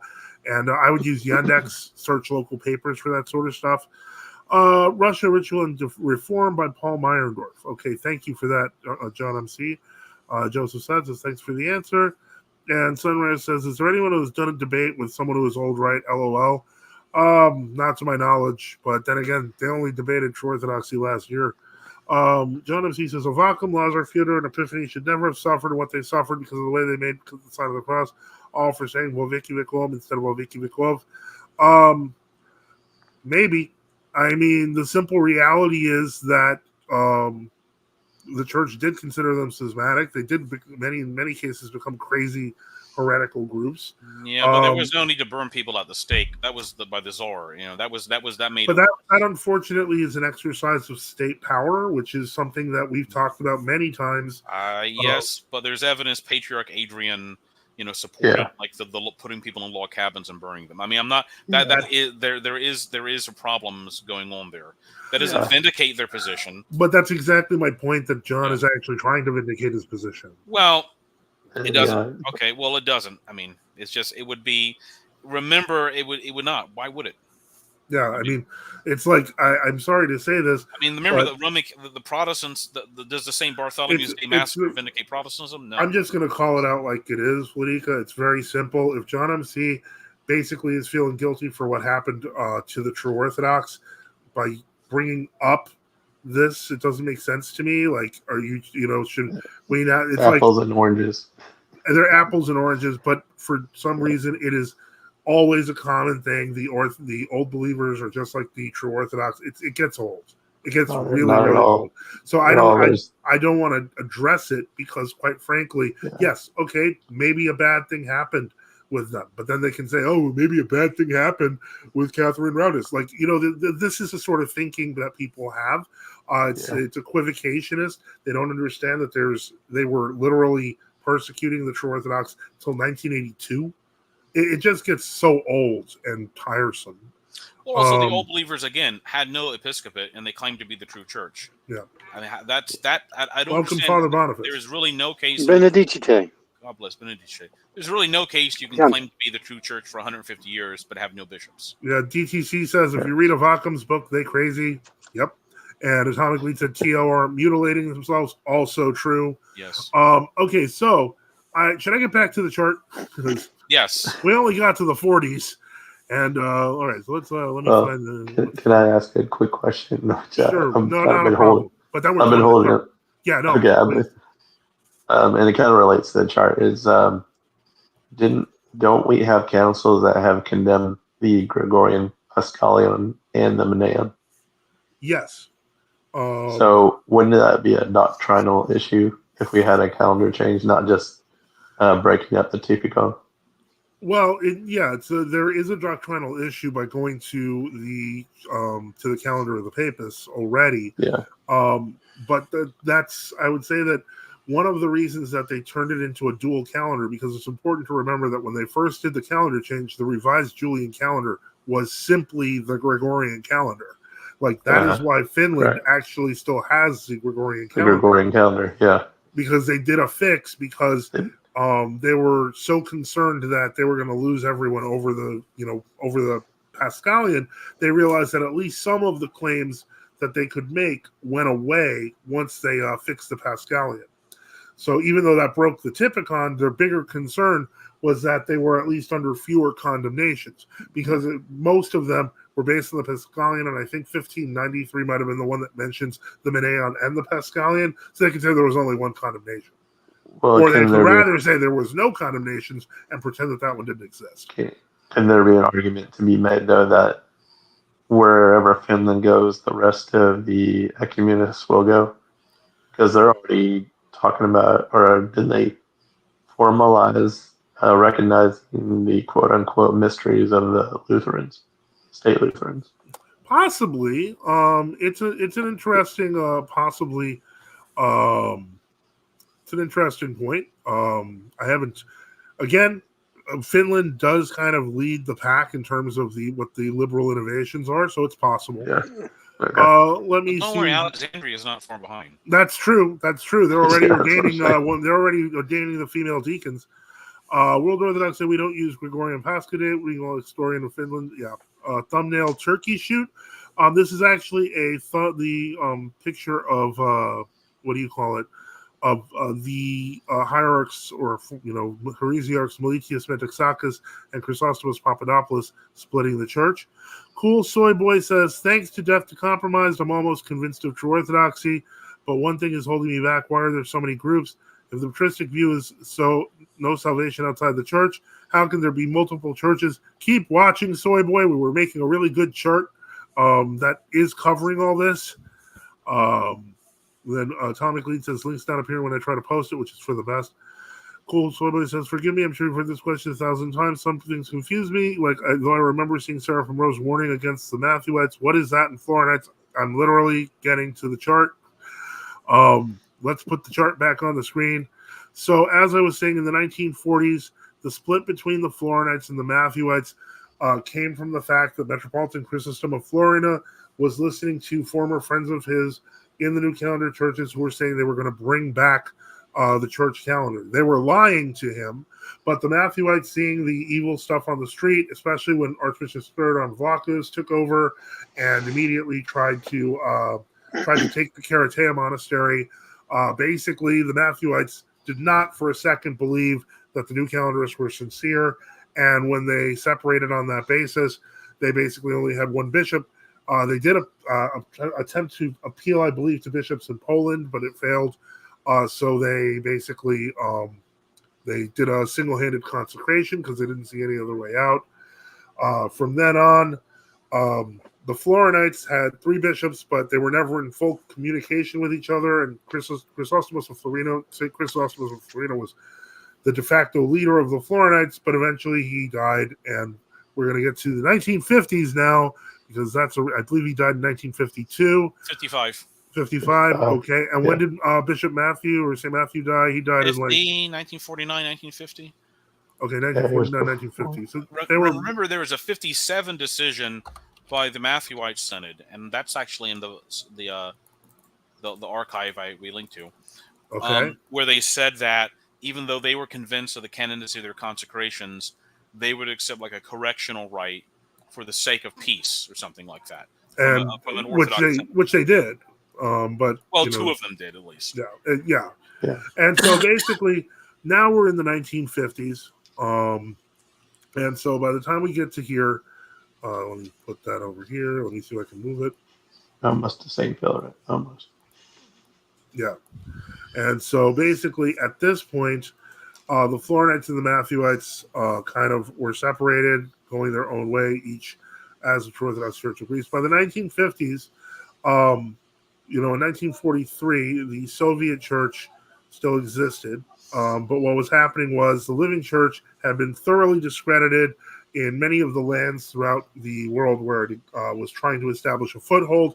For example, there are many famous court cases in the United States where the Soviet bishops who were here, like I want to say Vetchenkov, basically were trying to sue for buildings that were owned by the Metropolia, owned by the Rokor, etc. So you had, let me just add there. You should put the Living Church in there too. Yeah. The renovationists, yeah. Infiltrators. Because there's the Gregorians also, which were similar, which were related to the Living Church, although they were a little bit different. Right. Yeah. And that's inside Russia. So. Yeah. So basically what happens is in 1943, at the turn of the war, Stalin realizes he has virtually no support. So he basically gets a council together. I think it's like 6 or 7 bishops that were in prison, along with Sergius, who had already declared his loyalty in 1927 to the Soviet government.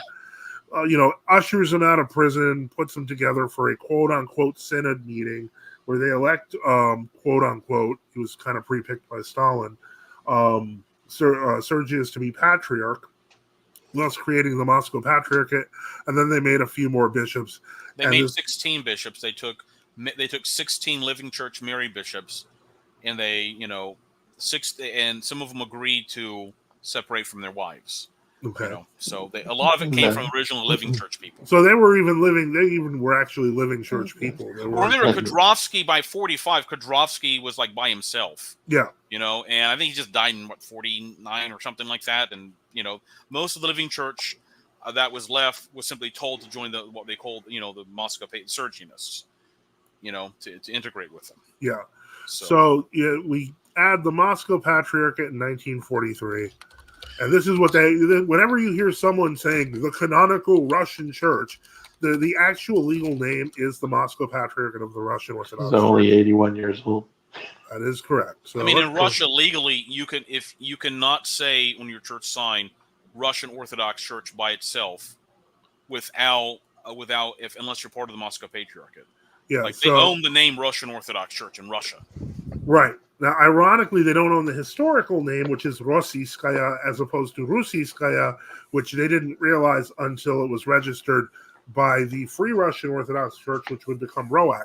So, in fact, ROAC had the pre-revolutionary legal name of the Russian Orthodox Church. Well, there's also some various legal decisions or decrees in the 19th century where the technical name of the Russian Church or something like the Russian Orthodox Greek Catholic Eastern Church, Apostolic Church, or something like that. Like if you ever look in the Hapgood book, they have some name that's actually translated as like the Russian Orthodox Greek Catholic Church, Apostolic Church, or something like that. Whatever. So basically, at that point, you have the Moscow Patriarchate. In the 1940s, the Metropolia would have what's known as the infamous Cleveland Sobor, and would they would eventually declare themselves at that point the Metropolia. ROCOR continued to exist in the United States, but for some reason doesn't want to move on this map. Hopefully we can figure that out. It's obviously it's a very new map. Okay, so what we might have to do is I might have to move Soviet Church down. And now, this is getting better. So we're like all over the place with this map. And so the Moscow Patriarchate's going flying. I don't know where. Okay, so there we go. So we're in the 1930s now. What happened to? I don't know if it makes any sense, but you also might want to take into account that after the German, the Axis invasion of the Soviet Union, that there were certain sections of technically the Moscow Patriarchate or the Sergianists that sort of broke away. They called themselves like the Ukrainian Autonomous Orthodox Church. Yep. And they agreed that they would commemorate Sergius, but they wouldn't recognize him. It was a very odd, situation to be in. Like I think Archbishop Leonti of Chile was originally made a bishop in that group, and so were two others.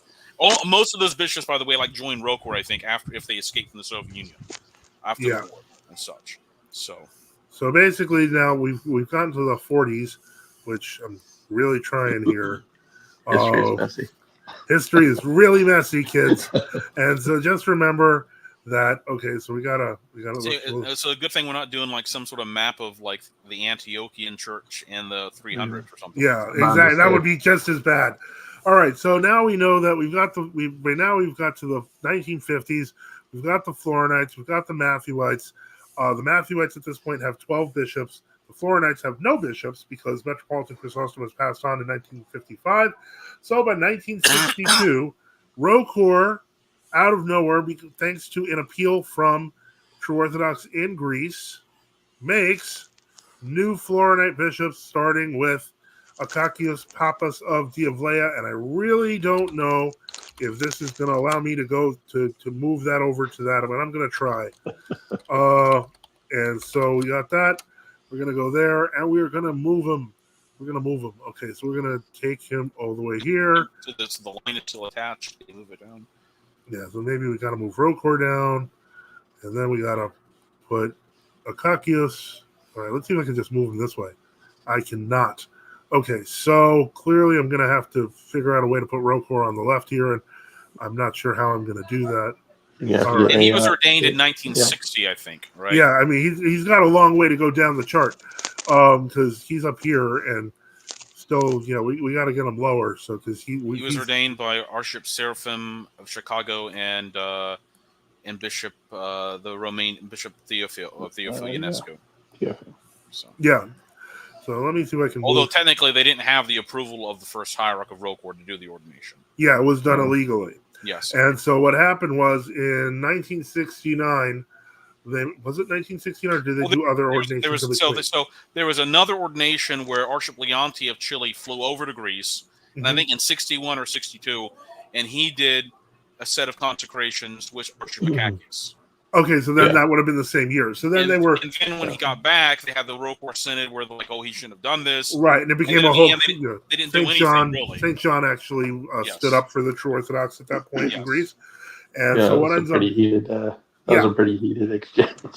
But by then, the Florinites had at that point gotten the recognition from Rocor, so they were happy. So this kind of was problematic, for the Matthewites. But then they tried to reconcile that in 1972. 72. And so what ends up happening is, at that point, the Rocor corrected some of the Matthewites, two bishops of the Matthewites who were supposed to do the correction, just a laying on of hands. It wasn't a reordination, as some people claim, to the rest of the bishops of the Matthewites. Those bishops protested. The two Matthewites who did listen broke off and joined the Florinites. And that would be kind of for a couple of years. They were kind of everyone was in communion for like 1972 to like 1974. And then once that hostilities kind of flared up again between Florinites and Matthewites, then basically at that point, Rocor kind of leaned towards the Florinites. However, then basically what happens is you have the Europeans. Go ahead. The issues in the 1970s between the Matthewites and the Florinites, more issues of personality versus position. Yeah, it really was. And here's another thing to remember, because we have to go all the way back here now to the New Calendarists of Greece, because by the 1970s, there were now warring factions of New Calendarists. They don't talk about this, but there were actually pre-junta, post-junta, and other New Calendarist bishops in Greece. And even in the undisputed New Calendarist leadership in Greece, they were admitting they were completely non-canonical. This is something they will never tell you now, but you can find it in Greek, historical texts, etc. They were the supposed first hierarch of the New Calendar Church of Greece, before he even became the archbishop, had written a paper that if they moved to the New Calendar, they would essentially be schismatic. Mm-hmm. So even before he became the New Calendar archbishop, they already knew.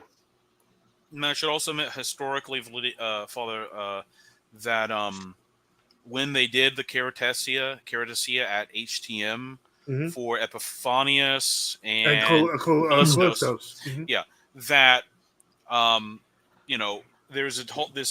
there's like the whole discussion about what it was, because they did they did read the ordination prayers over them again. They did do that. However, the difference was that when they went back, the Matthewite bishops was like, we never agreed to that, and so all they did over the other bishops was read the prayer of absolution or something like that. And that even to this day was this court, there was a court case back in the 2000s about. Well, that's it, and this is a very important court case because it does demonstrate that the New Calendarists were still interested in taking their stuff. Yeah, exactly. So they had so Archbishop Nicholas at the time said, well, technically we have this Caritassia, so.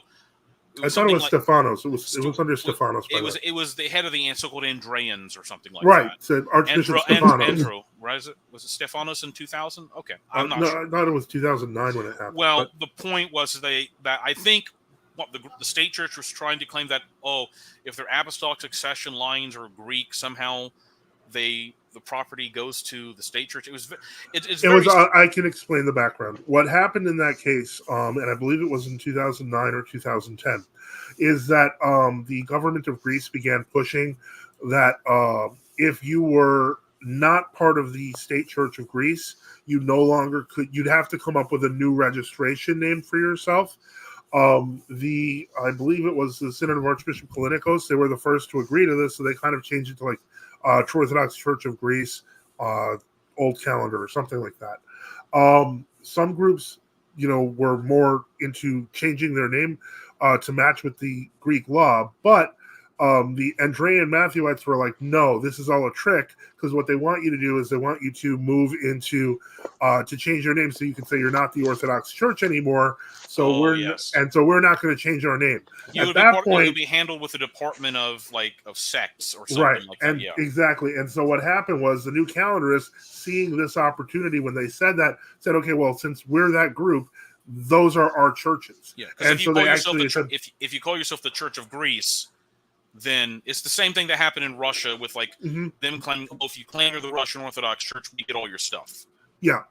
And unfortunately that did happen, but they didn't manage to do that because when they finally got, I believe it was Archbishop Stephanos on the stand. And some people took this as an apostasy, and that's so embarrassing that they did. They should, he was honest about it. And he said, no, our orders were corrected by the Russian church, at which point the case that the new calendars had to steal his churches fell apart. So in that sense, it may not have been the thing that a lot of Matthewites wanted to hear, but he did the right thing, and it was honest. So let's see here. And let me see here. Many young Orthodox have encountered are crazy, too confused. Father John Whiteford did 2 bishops of roll call, to be precise. One of them was on the new calendar. Yep, correct. I think we said that. If not, that's a very important point and became a point of contention between Florinites and Matthewites later. And I believe it was who was the bishop that wrote to Archbishop Maxentius about the actual. I want to say it was Archbishop of Verki, but it might have been Bishop Gregory Grabe, who basically said, by making such demands on the Matthewites, you've brought this on yourself. So it's just a very interesting thing. Also, and so there was supposedly a letter by Archbishop Seraphim Chicago to Archbishop Maxentius. I think it might have. It might have been Archbishop Seraphim Chicago. That some people on HTM had forged parts of the letter. Really? Yes. Like Archbishop Seraphim said, I never said large portions of what were said in the letter. Oh, wow. Okay, well, it wouldn't be the first time HTM made something up, unfortunately. Let's see here. Okay. John the Brit says, thanks for putting out the liturgical calendar. It really does. And actually, if I remember correctly, that was part of the reason why Father John originally started that, was because a lot of people didn't have churches near them, just like today. So very helpful for doing Typica. It's for education purposes. Almina Morton says, Gregory, the Capolite channel. No, this is our channel. Cool Boy Soy Boy says, hello, Father. Okay, that's for Father John. Should be public. Have a playlist. In the traditional period, I've gained the economia some case of individual communities between some row course with Serbians. Well, there was also the case of the Free Serbian Church that occurred after the communization of Serbia. Let me see here. Let's see here. Cool Soy Boy asks Father John. I'll let him answer. Atomic Lead said base special appearance from Father JW. Last week says, no, I'm not World Orthodox. Okay, well, then apologies. Archbishop Macarius reacted to the registration of the church. It was St. Philaretus who wrote the letter to Archbishop Maxentius. Not that one. Not the one I'm thinking of where he says you brought this upon yourself. I think that was Seraphim of Chicago. But in any case... the supposed letter of Seraphim of Chicago. In any case, that was a very interesting one. Let's get back to the chart. So now we are in the 1970s, but of course we don't have that yet. So let's put the 1970s on the screen. Because that's what we've been discussing now for the past few. I'm really not a fan of this map. But that is the 70s had disco. I mean, it's a confusing map. Well, remember that in 1965 is when we see. That's when the first real large scale, I guess you could say, kind of almost semi-declaration of ecumenism occurred. And that was in 1965, which was the rescinding of the anathemas between Paul VI and Archbishop Athenagoras, which led to a lot of people joining the church abroad, led to a lot of people joining the Greek calendarists, led to a lot. The actions of Patriarch Demetrius, weren't those in the 1970s as well? Yep, they were, and so that was. And the point is, there was even a revival of a non-commemorator movement in Greece. Yep. Someone mentioned Augustinus of Florina. Mm-hmm. He was sort of like trying to lead something like that, but of course it never went anywhere because they never wanted to be more than non-commemorators. So the whole thing just simply collapsed after a few years. And that's what always happens.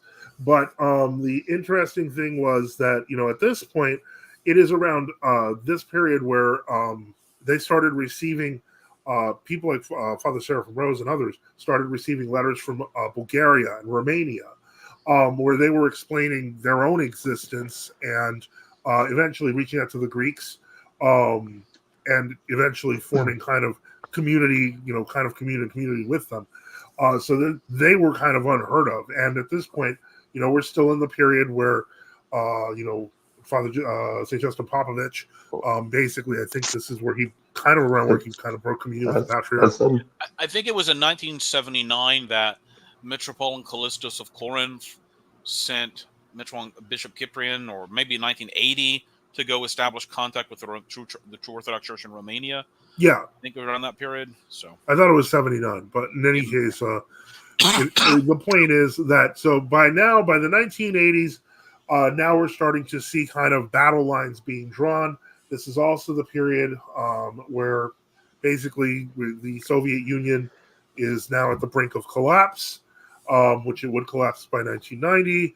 And a couple of years before that, there were secret bishops. There was a secret bishop made, Archbishop Lazar of Tambov. 1981. 1981.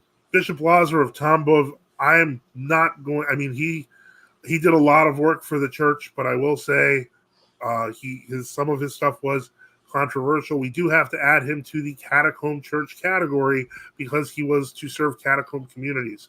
Remember, there are also probably the catacomb church never had one leader for obvious reasons. You don't want to. You operate almost in a cell-like structure, right? Such. So I think the argument, this is the controversy, that Archbishop Lazar made was that by the 70s there were no real catacomb bishops left, and that therefore he had to be, Yeah, but he did that by discounting the ordinations of other bishops. Yes, I know, but exactly. I'm just saying what he said is that the Soviets created other fake catacomb bishops or something like that. We got to move Lazar of Tambov further down.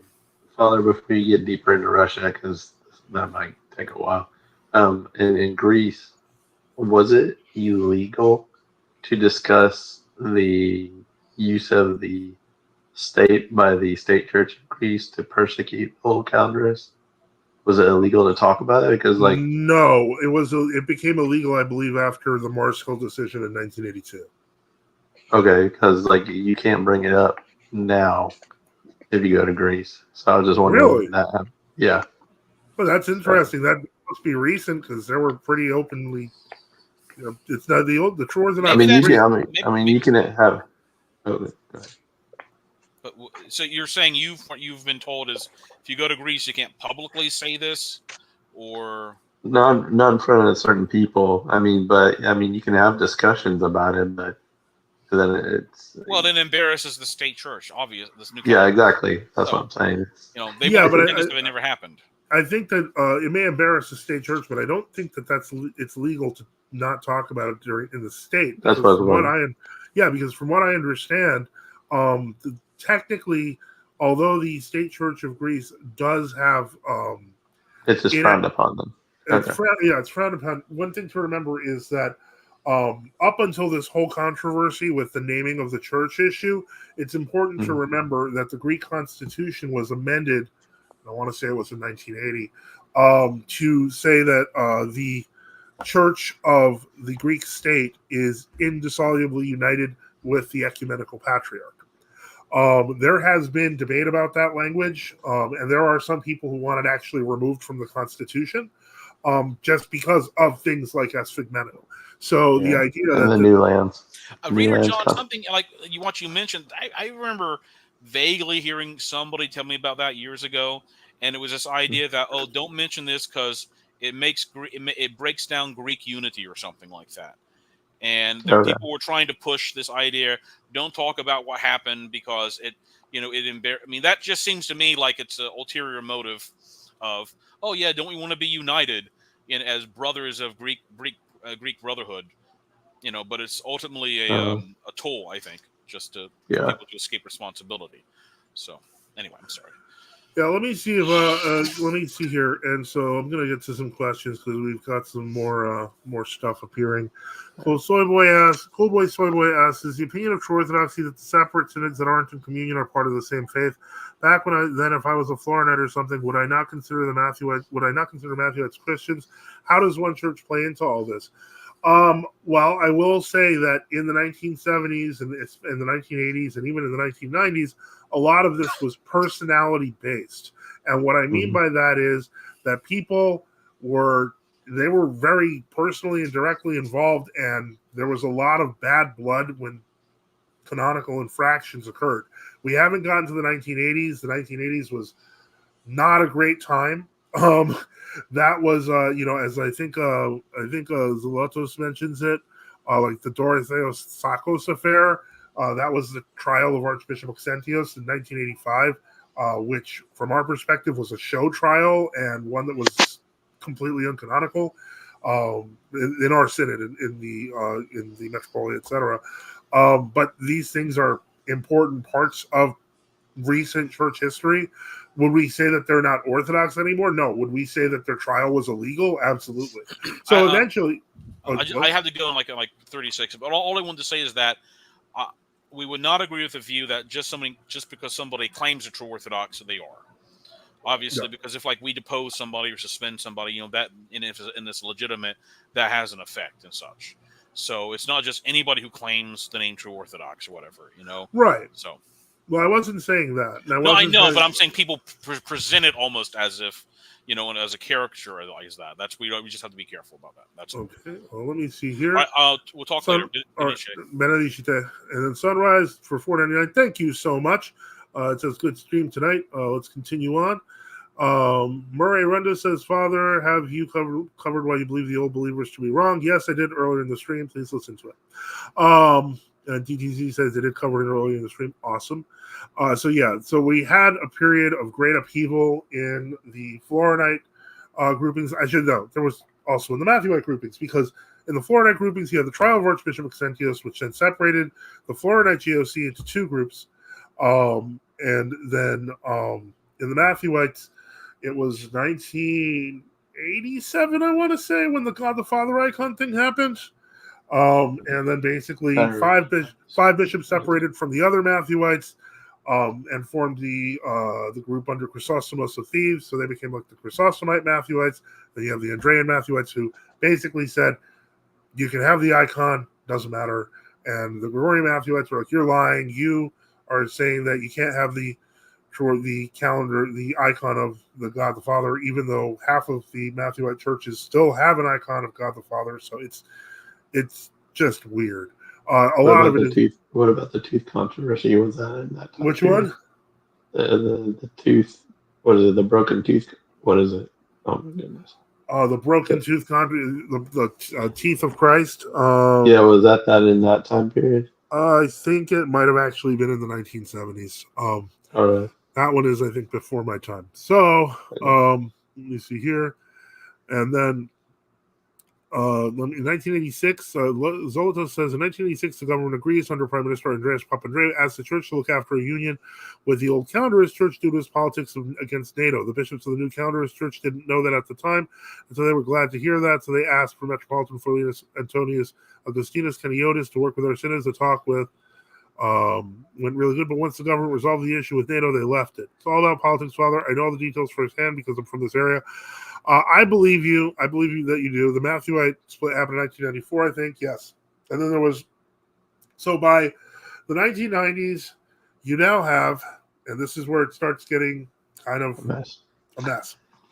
You now have the Florinites under Archbishop Maxentius, who didn't agree to the 1985 trial. The Florinites under Archbishop Chrysostomos, who had allegedly came to depose him and put Archbishop Chrysostomos in his space. So though you had those two factions of the Florinites, you had the two factions of the Matthewites, although that might have been as late as 1994.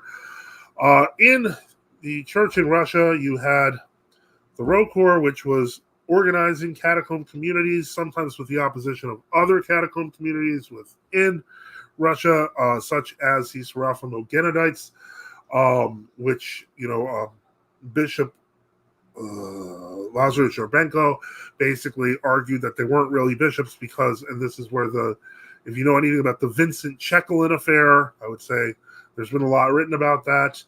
Unfortunately, that was part of that, and so that became his justification not to recognize any of the priests that might have come from catacomb hierarchies, which turned out to be a huge mistake because that caused chaos in itself. More bishops were formed in Russia by the Rokor in the 90s. Those became the Free Russian Orthodox Church. At one point, they had hundreds of thousands of believers, and they were, for some reason, they were called the Free Russian Orthodox Church inside Russia, but outside Russia, people referred to them as the Russian Orthodox Church outside Russia, inside Russia, which was nonsense. And then so basically, eventually Lazar kind of broke off and went back with the Rokor Synod. They condemned the Free Russian Orthodox Church in 1994-95, while going into union with the Synod of Resistance, which had formed in 1982. I knew I missed someone. Because in 1982, the Callistine Synod of 1980, skipped 1978. 1978, before the deposition attempt of Archbishop Maxentius, there was a group that broke off and formed their own bishops, made of Callistos of Corinth. Remember, one of the former Matthewite bishops who had joined the Florinites, and he had ordained 10 candidates. The Auxentians, or the Florinites at that point, other Florinites, ordained 10 more bishops as a counter. They anathematized each other. That group, the Callistine faction, is the one that still stayed in touch with Father Seraphim Rose, and then eventually stayed in touch with the Bulgarians and the Romanians. And then in 1985, where did the Lemanians? Lemanians did not form until like 1995. Okay. Yeah, and they were actually made up of both. They were made up of like groups under Chrysostomus Chiusis, bishops under Chrysostomus Chiusis, as well as bishops of other groups, like a couple of Auxentians and a couple of Priya people. So it was kind of crazy. And so then the Lemians. Now this is where it gets interesting, because this is where kind of the history of our own Greek Synod comes into play. Angelos of Avlona, the predecessor of our current Bishop Cherubim of Avlona, originally was part of the Synod in Resistance. But it was because the Synod in Resistance, according to his conception, or according to what he was claiming, this is interesting, was that it was only actually in resistance to the rest of the True Orthodox Church of Greece. It wasn't until Cyprian's Ecclesiology paper, which was written in 1984, where he starts referring to it as the New Calendarists in general, at which point Angelos of Avlona leaves him and stays by himself. At this, he then joins the Lemian Synod in 1995 because they were supposedly holding to the same ecclesiology, which is that we're in resistance to the True Orthodox Church of Greece, until Archbishop Makarios is elected, because they start saying we need to elect a first hierarch. At which point, Metropolitan Angelos leaves again, because he's like, I didn't want to be part of this the first time. So this is kind of interesting how the painful, bloody history of the splits in the True Orthodox churches in Greece and Russia is mostly in the 80s and 90s.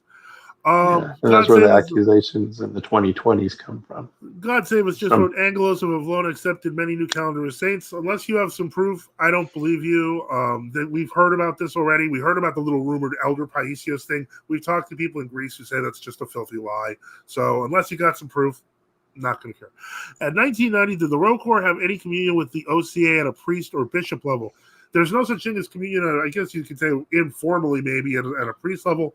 I would think Father John can answer that better than I can, but at a bishop's level, no. After 1970, when the OCA was officially given its title by the Moscow Patriarchate and its alleged autonomy, which was not recognized by Rokor at the time, basically, at that point, no, they were kind of competing with each other to a large degree in the U.S. Until the late 90s, early 2000s. And so we get to the early 2000s, and most of the stuff now are splits. Believe it or not, the splits that occur in the I hate to say this, but in the 2000s and beyond, the overwhelming majority of those splits occurred because somebody that was keeping it together passed on. Like the split with the Kirikites occurred right after Archbishop Andreas died. So let me see here. The only true Orthodox parish that is even somewhat close to me is the GOC of Greece under Archbishop Kallinikos. Is that a valid? Yeah, well, yeah, they are. I mean, if that's what I wouldn't say no. Atomic Lead says GOC care legit. Yeah, I mean, let me put it to you this way. If your only true Orthodox parish is one of a group you're not sure of, but they're still true Orthodox and they still have their lineage of the true Orthodox and they're part of the history of the church, you're going to do way better with them than with any of these other groups. Not everyone who calls themselves true Orthodox is true Orthodox, but most people are. Just avoid anything based out of Colorado. I would suggest. Yeah. Avoid anything based out of Colorado. Avoid anything that gives. Use your nose. You trust your gut. Part of this is learning to trust your gut, not just trust the authority. Okay, Zlatos Augustus received a letter from the new calendar Archbishop Christodoulos to unite with him, and he rejected it by saying it looks like the 30 silver coins have changed have change option. Okay, I believe it. He didn't mince words. I mean, to his very end, they were calling him the merchant of death because he was flat out calling the shot a Judeo-Masonic plot to put the mark on people. So yeah, Father John Whiteford says there was no cancellations between the OCA between 1970 and 2007 that I am aware of. I would say that we've pretty much covered it, and we've covered most of it. We didn't cover the 2007 union because we haven't covered the 2000s yet. But I will say that this video, if we can edit out the middle comments and we get the beginning and the end, does cover most of the history till the 2000s. So that rest of it, I will say, is mostly detail-based. God willing, if I can make enough money, maybe I'll start a Kickstarter, and I can make enough money to just not work or not ask for a month or something, basically enough to cover my expenses for a month so I can just work on the book. I will do that. I think it can be done. Basically, our expenses usually come out to like $1,500 a month. But if I can do that, I have a lot on my plate. But if somebody wants to, help with that, I'll eventually get to it. But yeah, because as I said, from the 2000s onward, it's mostly personality changes. After the Rocor Union, and so on. Well, that wasn't a personality change. That was something big. But the point is, after that, most of the stuff in true Orthodoxy is people dying and other people going, "I hate that new guy." So it's just it's tricky to say the least. But it's not so tricky if you're just a layperson. You just go to church, man. And the rest of us, as for the rest, I don't see any other questions. So Father Boniface, did you have any questions or comments right now? No, can you hear me? Yes. What are your thoughts? Oh, okay. No, nothing in particular. So. Okay. I'm all right. All right. Well, so thank you to everyone, to our guests, Reader John, Father Boniface, Joseph Sad, and of course, His Grace Bishop Enoch. To those who had asked questions and had comments, and those who support our mission, support the channel. We at NFTU need your help. Okay. Zolatis, I'm going to answer this because it is going to be a whole bunch of explosive stuff when I say it. My last question is how the Autonomous Orthodox Church you're part of came from. We came from Metropolitan of Logios of Milan. And so you're knowledgeable enough in church history that you know that would be another hour if I went through every explanation, the accusations of Freemasonry, so on and so forth. We were given autonomy shortly before he apostatized, and for 5-6 years before his death, and then at the end of his life he did repent and go to our Greek bishops. So I hope that answers that question. And the Cypriots have been united with Archbishop Kallinikos since 2014, but as you may know, there's still some stuff about that. There's a lot of people are not happy about that union, and they complain on this stream a lot, and on the cafe a lot. So the point is, there's a lot of unhappy people who still think there's like the secret Cyprionite kind of. I don't believe it. I think it's a conspiracy theory. But the point is, it could also be a conspiracy. All right. So again, support the channel. We at NFTU need your help. Support us by subscribing or donating at nftu.net, on GiveSendGo, or on Odyssey. We remember all of you in our prayers, and thank you all for the support of NFTU. And as always, don't forget to like and subscribe. May God bless you in the name of the Father, and the Son, and the Holy Spirit. Amen. Through the prayers of the Holy Fathers, would Jesus Christ, to God, have mercy on us and save us. Amen.